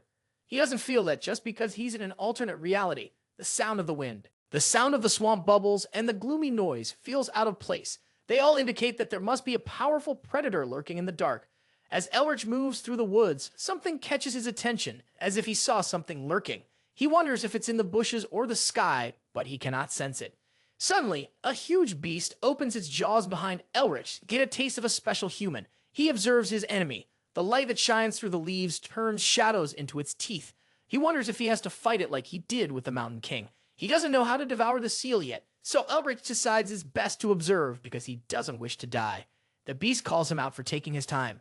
Unlike my ancestors who dived into battle first, the beast taunts, "You hesitate." Young Mvinger wonders how the beast knows about his lineage. The beast realizes there's more. When he notices Mephistopheles' seal, he sees the dragon heart. The realization hits, the young man knows how to use the incantations too. He can sense the hunger of the beast as if it's desperate to devour him. But Elric doesn't plan to give up easily. He intends to fight. The beast hadn't planned to make a move yet, but now he feels that things have just gotten intriguing. The beast rises into the air, casting a shadow that covers everything beneath it. Get hungry, it tells him, feed your desire and greed. For that is how you will meet me again. Elric struggles to move, trapped in the grip of its influence.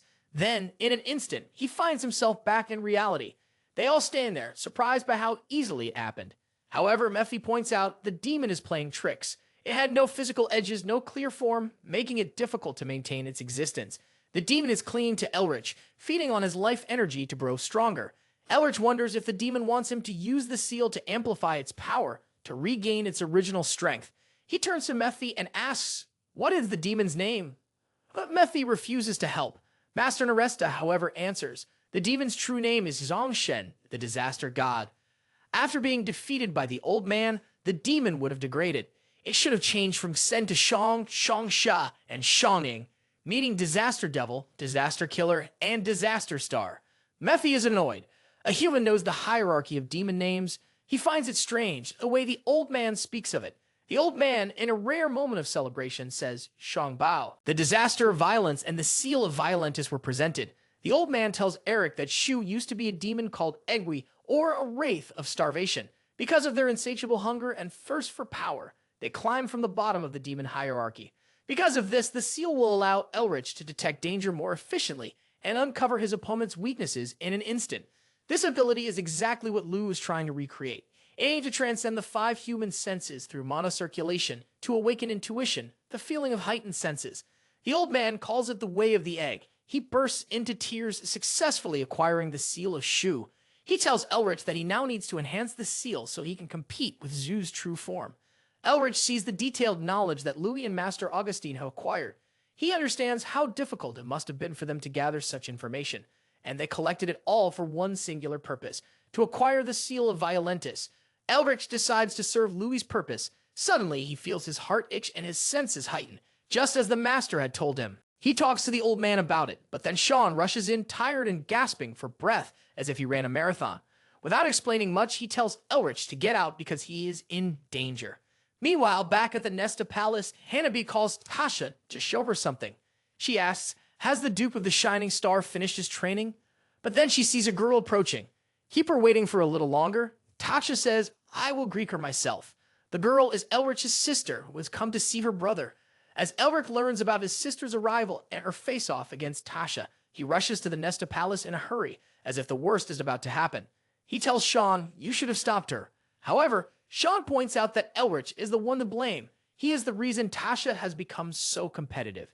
Meanwhile, Tasha heads off to face Elric's sister. She isn't worried. She remembers Sean mentioning that the girl probably has no magic talent.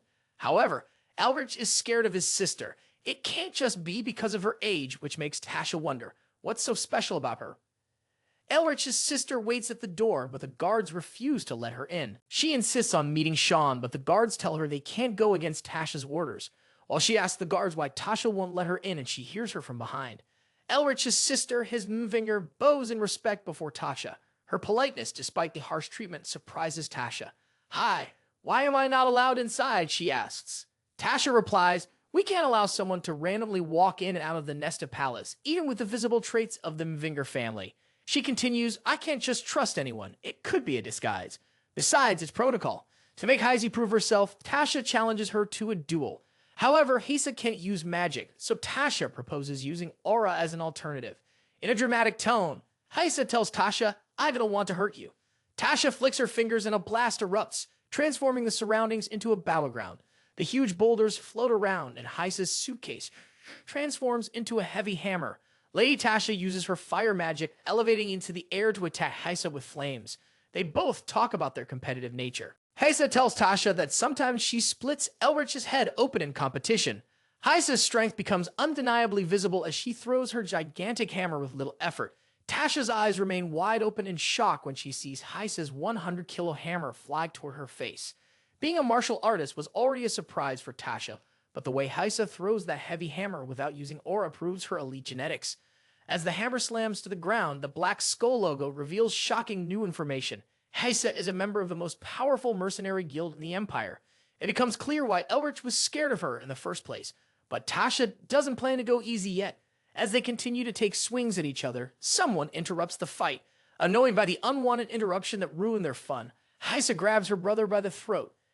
Elric tells his sister that although she's enjoying sparring with Tasha, she cannot destroy their home. Heisa, no longer in the mood for charms, tells Elric that she needs to talk to him. Meanwhile, Tasha decides to gather some intel on Heisa. To her disappointment, there is no record of her information. However, it doesn't surprise her since the Black Skull is the Empire's most powerful mercenary guild. She understands that they must keep secrets as a measure to stay safe from the enemies they've likely made with that power. The only high society ties the leader of Black Skull had were with the Grey Lion of Dulles Leonis. No one thought that the elder daughter of the Mvinger family would be a member of this guild. At first, Tasha thought Elric's power was reason enough to make an alliance with the Mvingers, but now, Heisa's connection to Black Skull and her power is all the more reason to stay friendly with the Mvingers. Meanwhile, Elric and Heisa's quarrel continues. She chases him with her hammer. "You're not getting away," Heisa shouts as she swings her weapon down at him. While Elric fights for his life, she points out how Elric has learned magic and talks back to his sister. "How far you've come," Heisa sneers. "You think you can challenge me now?" Then she swings her hammer at him again. Elric manages to dodge the death blow, thanks to the Way of Eggy. Hai has always threatened to break Elric's legs every time he caused trouble. Meanwhile, Mephi enjoys the fight from a distance. He's never seen Elric so scared before, and watching someone use mana for the first time really intrigues him. Mephi grins as Elric's sister swings a blow he can't dodge. Elric casts a shield to block the attack. Even with his abilities, Elric struggles to hold his ground against his sister's powerful assault. But as he looks up, he finds Heisa holding down her hammer. She was relieved that Elric was trying his best when she found out that he was going to the dragon's den, but then he fell unconscious. After waking up, he disappeared and never contacted her. She was upset that Elric never contacted her, and she had to go half a year without him. Hai was always protective of Elric, always stopping him from doing things. He hated her for it, but he also understood that she wasn't trying to control him. After their parents' death, it was she who took on the role of an adult. She had no family except him, so of course she was protective and wanted to take care of her brother. Elric tells her everything, that his being unconscious and disappearing, all of it, was tied to their family's mission. Even though he felt like giving up on the mission, he thought there was no point in restoring the family's honor. But then, after some experiences, he realized that demons and evil could take over the world at any time. He thought it would be a disgrace to the family if he chose to hide instead of fighting evil, just as their ancestors did. Elric tells Hai that he is going north to find the mission of their ancestors, no matter how dangerous it gets. He wishes to fulfill the mission, just like their grandfather. He will keep going until the whole world shines like stars. Tears run down Heisa's cheeks as she gets emotional over her brother's speech, but she still threatens to bash his head if he disappears again. Elric points out that she was supposed to show some appreciation for his goals, but Heisa tells him she won't believe him so soon after what he did. Meanwhile, Mephi, who had been observing the heart-to-heart conversation between the two siblings, is disappointed that Elric didn't get more pain. He fails to understand the complexity of human emotions. Meanwhile, somewhere in the far distant lands, a man covered in robes, his face hidden behind a mask, holds a relic to revive a zazzle. 3 months later, Eric continues to train day and night. He sheds his blood and sweat. At the top of the mountain, he sits idle, covering his eyes to train for the Phantom Eye. A falcon flies around him, which he manages to catch only with the help of his Phantom Eye. Master Jality praises Elric's quick adoption of the Phantom Eye, but then Master Augustine attacks him out of nowhere. Still with his eyes closed, Elric manages to block the swing, proving to his master that he has mastered the way of the AG2. Master Augustine tells him that he has learned everything they could teach him. From here on, he must learn on his own by engaging in real combat. Elric sighs with relief. He never has to see either of his masters again after everything they put him through. The masters, however, think it very mannerless of him to respond in that way. Elric thanks his masters for all they taught him, then flies away, hoping to never see them again. After Elric departs, leaving the two behind, they feel nostalgic for the old days when they roamed the Empire with death. Augustine and Galady cherish the memories. How Seth would have thought they were grumpy old farts and how much nicer they are in comparison to him. Elric fleeing north, leaving his masters, makes them think he needs to learn some manners. Back at the Nesta Palace, Elric hands over the excavation rights to Tasha. She thanks him and tells him that a carriage is waiting outside to take him to the north. Getting the rights to the Dragon's Den excites Tasha because of her love for dragons, but Elric didn't expect her to be this happy. Either way, Elric is glad to secure a friendly relationship with the Nestas. However, he wonders if Isabelle has forgotten about the favor she owes him. But for now, he decides to take that carriage.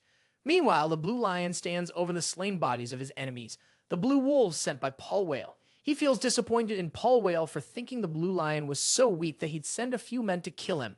However, Isabelle suggests he must be getting eager now. He's running out of men in power, and he knows that if the Blue Lion allied with the Mvinger family, his position would be threatened. Isabelle's uncles agree with her theory and suggest Just kill Paul once and for all. The Blue Lion tells them, I will deal with the family matter myself. But first, I need to meet the dupe of the Shining Star and then think about what to do with Paul. Somewhere out there, the masked man inquires about the failure to make Paul the next Blue Lion. Hilton tells him, someone interrupted, but I assure you, our bigger plan won't be affected. The masked man feels that killing the Blue Lion while he was suffering from aura blockage should have been easy if Elric hadn't interfered. However, he believes going against Elric is useless right now and tells Hilton, focus on making Paul the next Blue Lion, and use his body and army to serve as Zazzle, his true master. Meanwhile, outside the Nesta Palace, Elric is annoyed. The carriage that Tasha arranged for him, King the Horseman. Not only that, Sean High and both of his masters are there too. He finds the trip with all those people annoying and embarrassing. It feels like a family trip to him. Mephi also shows his disdain for the crowded trip. Augustine and Heisa introduce each other. Heisa thanks Augustine for helping her brother and calls Gallady's animals cute, but Augustine tells her the cute animals are the assistants of the King of Beasts. Sean, too, sits with a frown as if he's forced to go with Elric. He plays with the beasts while Augustine and Gallady sit in silence. As they head home, Elric feels slightly comfortable, a sense of homey warmth. After Elric and the others leave for the north, Yesta thinks it's amusing that a group of different people is traveling together. Meanwhile, Heisa tells Elric to have some manners and uses Sean as an example, which Elric finds ridiculous. With the permission of the two masters, Heisa decides to teach him some manners. She grabs Elric by the shoulders, takes out her hammer, and goes for a walk. Elric gets frightened of the hammer, but Heisa drags him by his ear. Mephi, of all people, enjoys seeing Elric get dragged out. As they travel through the village, they face a hindrance. A group of 3 bandits threatens them with their knives, demanding all their belongings. The bandits and Elric stare at each other for a moment, which agitates them even more.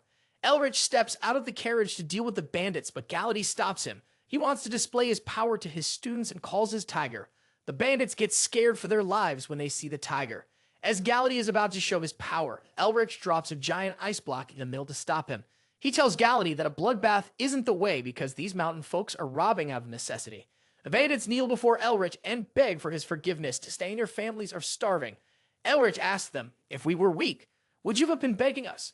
This leaves the bandits speechless. The chief of the bandits agrees with Elric and begs him to spare his accomplices, asking to be punished instead.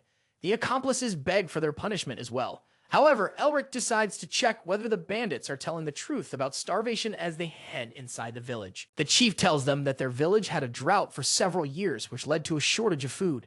Due to a lack of resources, it was either starving to death or robbery. On top of that, they can't relocate somewhere else because the nearest village is 5 days away on horseback. The loss of livestock due to famine made it even worse. The chief breaks down in despair and blames himself for the condition of his village. Master Augustine acknowledges that the villagers have done wrong by robbing, but suggests showing mercy. He points out that it is the Empire's failure to not send welfare. He believes that looking after the needy is a duty of nobility. The chief thanks Elric and Joy and promises to never rob anyone again. However, Mephi continues to look around. He scans his surroundings and senses a faint demonic energy coming from the fields. They head to the vast barren lands. Master Augustine asks Elric, are you sure about the demonic energy? I can't sense anything. Mephi tells Elric, the demonic energy is buried somewhere underneath this vast land. You must keep your promise and give me the demonic energy.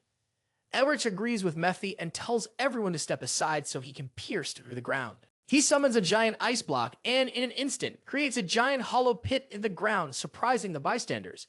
Elric jumps into the pit and finds a chest hidden underneath. He opens it and tremendous amounts of demonic energy surge out. To everyone's surprise, a relic remains hidden in the chest. There exist 4 demon lords serving the Dark Lord and ruling over the demons. Mephistopheles, the prince of original sin, Chaitan, the prince of demise, Lilith, the princess of fornication, and Azelle, the prince of insanity. Azelle is the demon lord and Terran, who controlled the biggest army of higher demons. Azelle was obsessed with the human world and destroyed countless kingdoms under his invasion. The totem is made by Azelle's followers to be used for human sacrifice. Elric suspects that the totem made for human sacrifice could mean that the villagers were to be sacrificed for Azelle's revival. Mephistopheles agrees that the suspicion is most likely true. He tells Elric to absorb the demonic energy of the totem and give it to him, but then Master Augustine interrupts. He suggests handing over the information to the Bureau because the totem is a discovery of the traces of demons exterminated 30 years ago. To Mephi's disappointment, Elric agrees with Master Augustine. He can't leave the totem empty. if it's going to be handed over to the Administration Bureau. He asks Mephi to teach him how to use his seal, and then he'll be able to do something. But Mephi refuses. As Master Augustine hands the chest to Sean to have it sent to the Administration Bureau, Mephi grows desperate. He offers Elric anything at all, but refuses to tell him how to use his seal. Between Sean, Mephi, and Master Augustine's wish to send it to the Bureau, Shu takes over. He senses the demonic energy in the totem and absorbs it in an instant. Mephi gets angry that Shu took over his target. Elric suggests that a totem can't bring drought to an entire village. There must be more to it. Meanwhile, somewhere out there, Azel's followers worship him. The High Priest, however, feels something is wrong. He senses Elric's interference with the relic. The High Priest, with his worshippers, stands before the gigantic statue of Azel. He asks for Azel's wrath to punish the disturbers. The High Priest tells his followers to inform Judah to go to Kaya and perform the revival ritual before heading north. Meanwhile, back at the village, Elric stands by the lake, wondering why no one had noticed the demons. However, the villagers are happy to have the water back, enabling them to regrow their crops. Too many people had been sacrificed, but that was no longer the case. Master Augustine approaches him and says, the evidence has been sent to the Administrator Bureau. Now it's up to them to start the investigation. He continues, I assure you, the officials around the village will be held responsible, but punishing them is no longer in our hands. Elric nods in agreement. With the Bureau involved, the demons won't be able to move freely. I just have to focus on finding the Flower Temple to meet Master Winter. Once I do that, I can wipe out the demons. The village chief approaches Elric and thanks him, his voice full of gratitude. Elric replies, take care of the villagers. He turns to leave, saying goodbye. The villagers are stunned to realize that the wizard who had just helped them was none other than the latent hero, the Duke of the Shining Star, Elric Mervinger. They rejoice in the knowledge that the Star of the Empire had proven himself once again. As Elric and his companions continue their journey, Carl suddenly calls him outside. This time, the Oculus stands in their way. The Oculus is an intelligence agency primarily serving the Imperial family. They show no remorse for kidnapping, coercing, or murdering someone if it achieves their mission. Their power is equal to that of the Turium and the Doi Leonis. It doesn't surprise Elric that they are here, since they failed to detect the demon activity until he had resolved everything and sent them the report with the totem. No matter their power or the fact that they are backed by the Emperor, he is offended by the disrespect towards the Duke of the Shining Star. Elric scoffs. Offends them, he mutters. The Oculus begins to boast about the Oculus power, but Elric interrupts him, showing no care. He uses Shu's power and tells them, the fact that you're doing field work probably means you're a Villi Count at best. So, with or without the Imperial family's backing, you cannot talk to the Duke of the Shining Star like that. Elric's demonic power forces the Oculus to give in. They didn't know he was at the level of a high wizard. Having no choice but to relent, the Oculus agents look at each other, agreeing silently. The Oculus takes his mask off, bows before Elric in respect, and apologizes for the disrespect. I went too hard with my display of power, he admits, but rightfully so, because I believe if I hadn't done that, they would have seen him as weak and bothered him at every chance they got. He tells them that if they do something like that again, he will inform the council. The Oculus walk away, grinding their teeth at Elric in anger, but there's one more person who isn't done with them yet. Master Augustine approaches him and tells him they dare to disrespect my student, but if it were me, I would have taken their heads for it. All sorts of emotions take over the Oculus agent. He never thought Elric would be a student of the strongest wizard in Turium. So much lack of information makes it clear to him that he needs to change his informants, someone who can actually do their job. Having failed with his intimidation tactics, the Oculus agent formally introduces himself. Patron, 4th Bureau of Oculus, he says. Elric realizes he's from the Crown Prince's side and wonders if the news has already reached him. Elric's arrogant lack of seriousness annoys Patron, but he's forced to smile and be polite. He tells Elric that they've been secretly pursuing the remnant demons for some time and recently discovered an unidentified group. Elric tells him about Grigory, showing that he already knows, which makes Patron wonder how he forgets that Elric is a Mvinger, a natural enemy to the demons. Elric only sent the Bureau 1 totem, so Patron inquired about the remaining 8 pieces. He tells Elric it is illegal and recites Article 2, Section 2. According to the article, the items relating to demons must be stored by the Imperial Court as evidence. Elric counters with Article 8, Section 1. The article states that, with private ownership, demon items can be owned by private individuals for research purposes with permission from the relevant authority.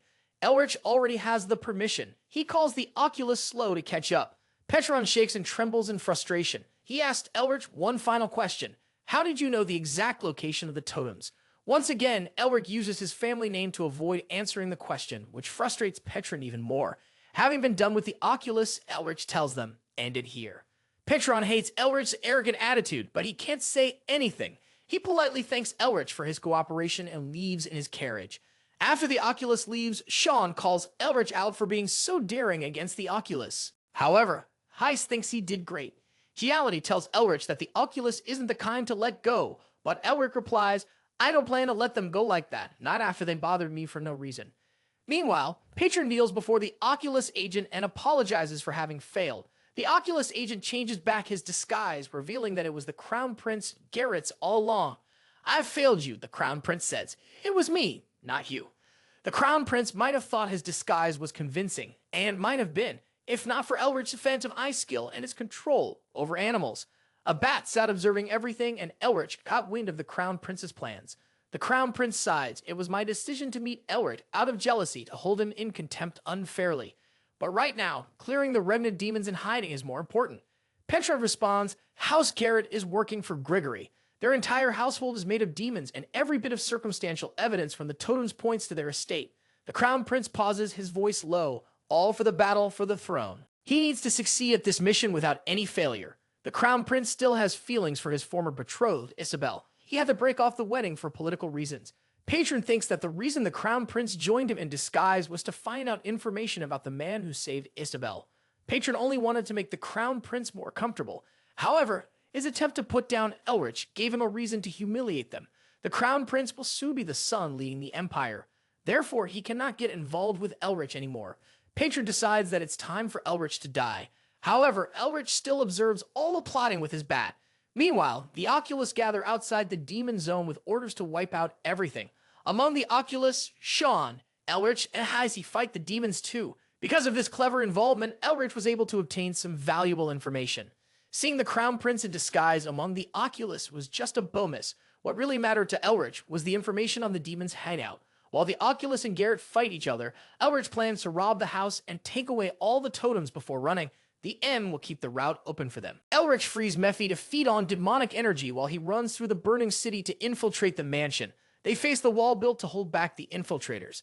However, it is not strong enough to withstand Elric. He uses his blizzard spell and conjures ice spears and arrows, tearing the wall down.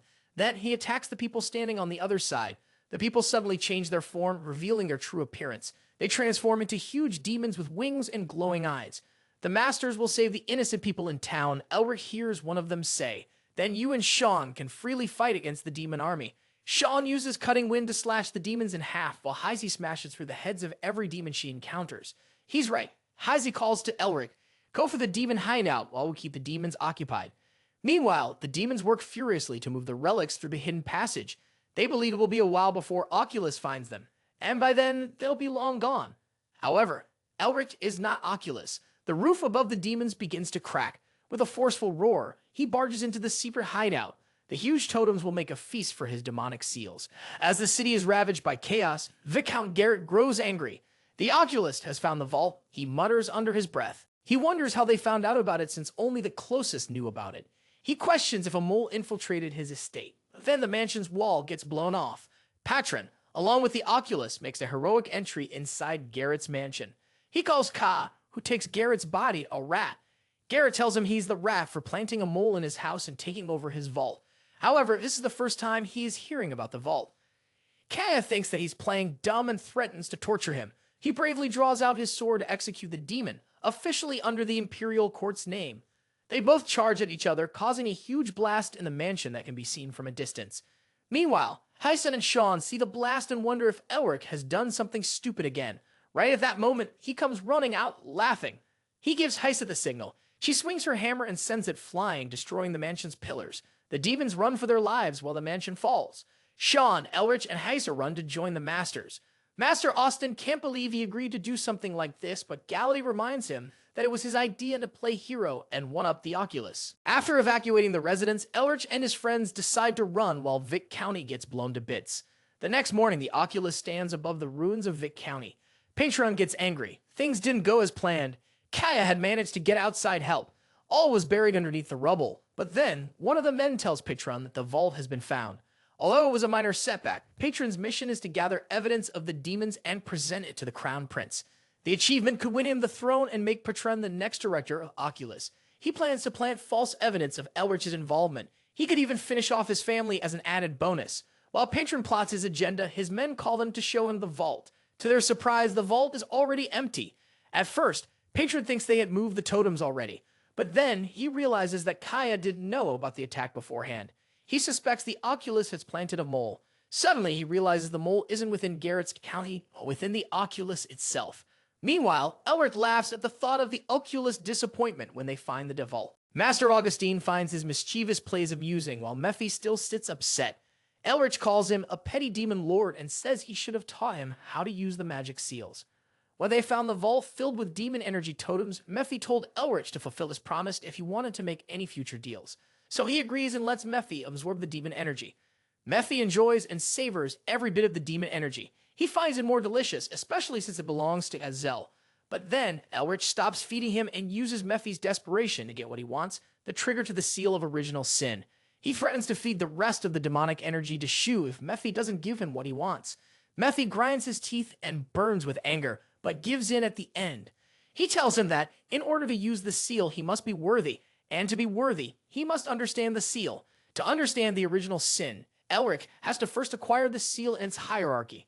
However, the problem is that Mephisto was too full of himself to remember the underlings, but the imprinted pattern is a wolf, so Elric decides to use that as a start. While he thinks about understanding the original sin, Elric senses demonic energy lurking around. The demon cot lurks around their carriage, eyeing the thieves who stole his totems.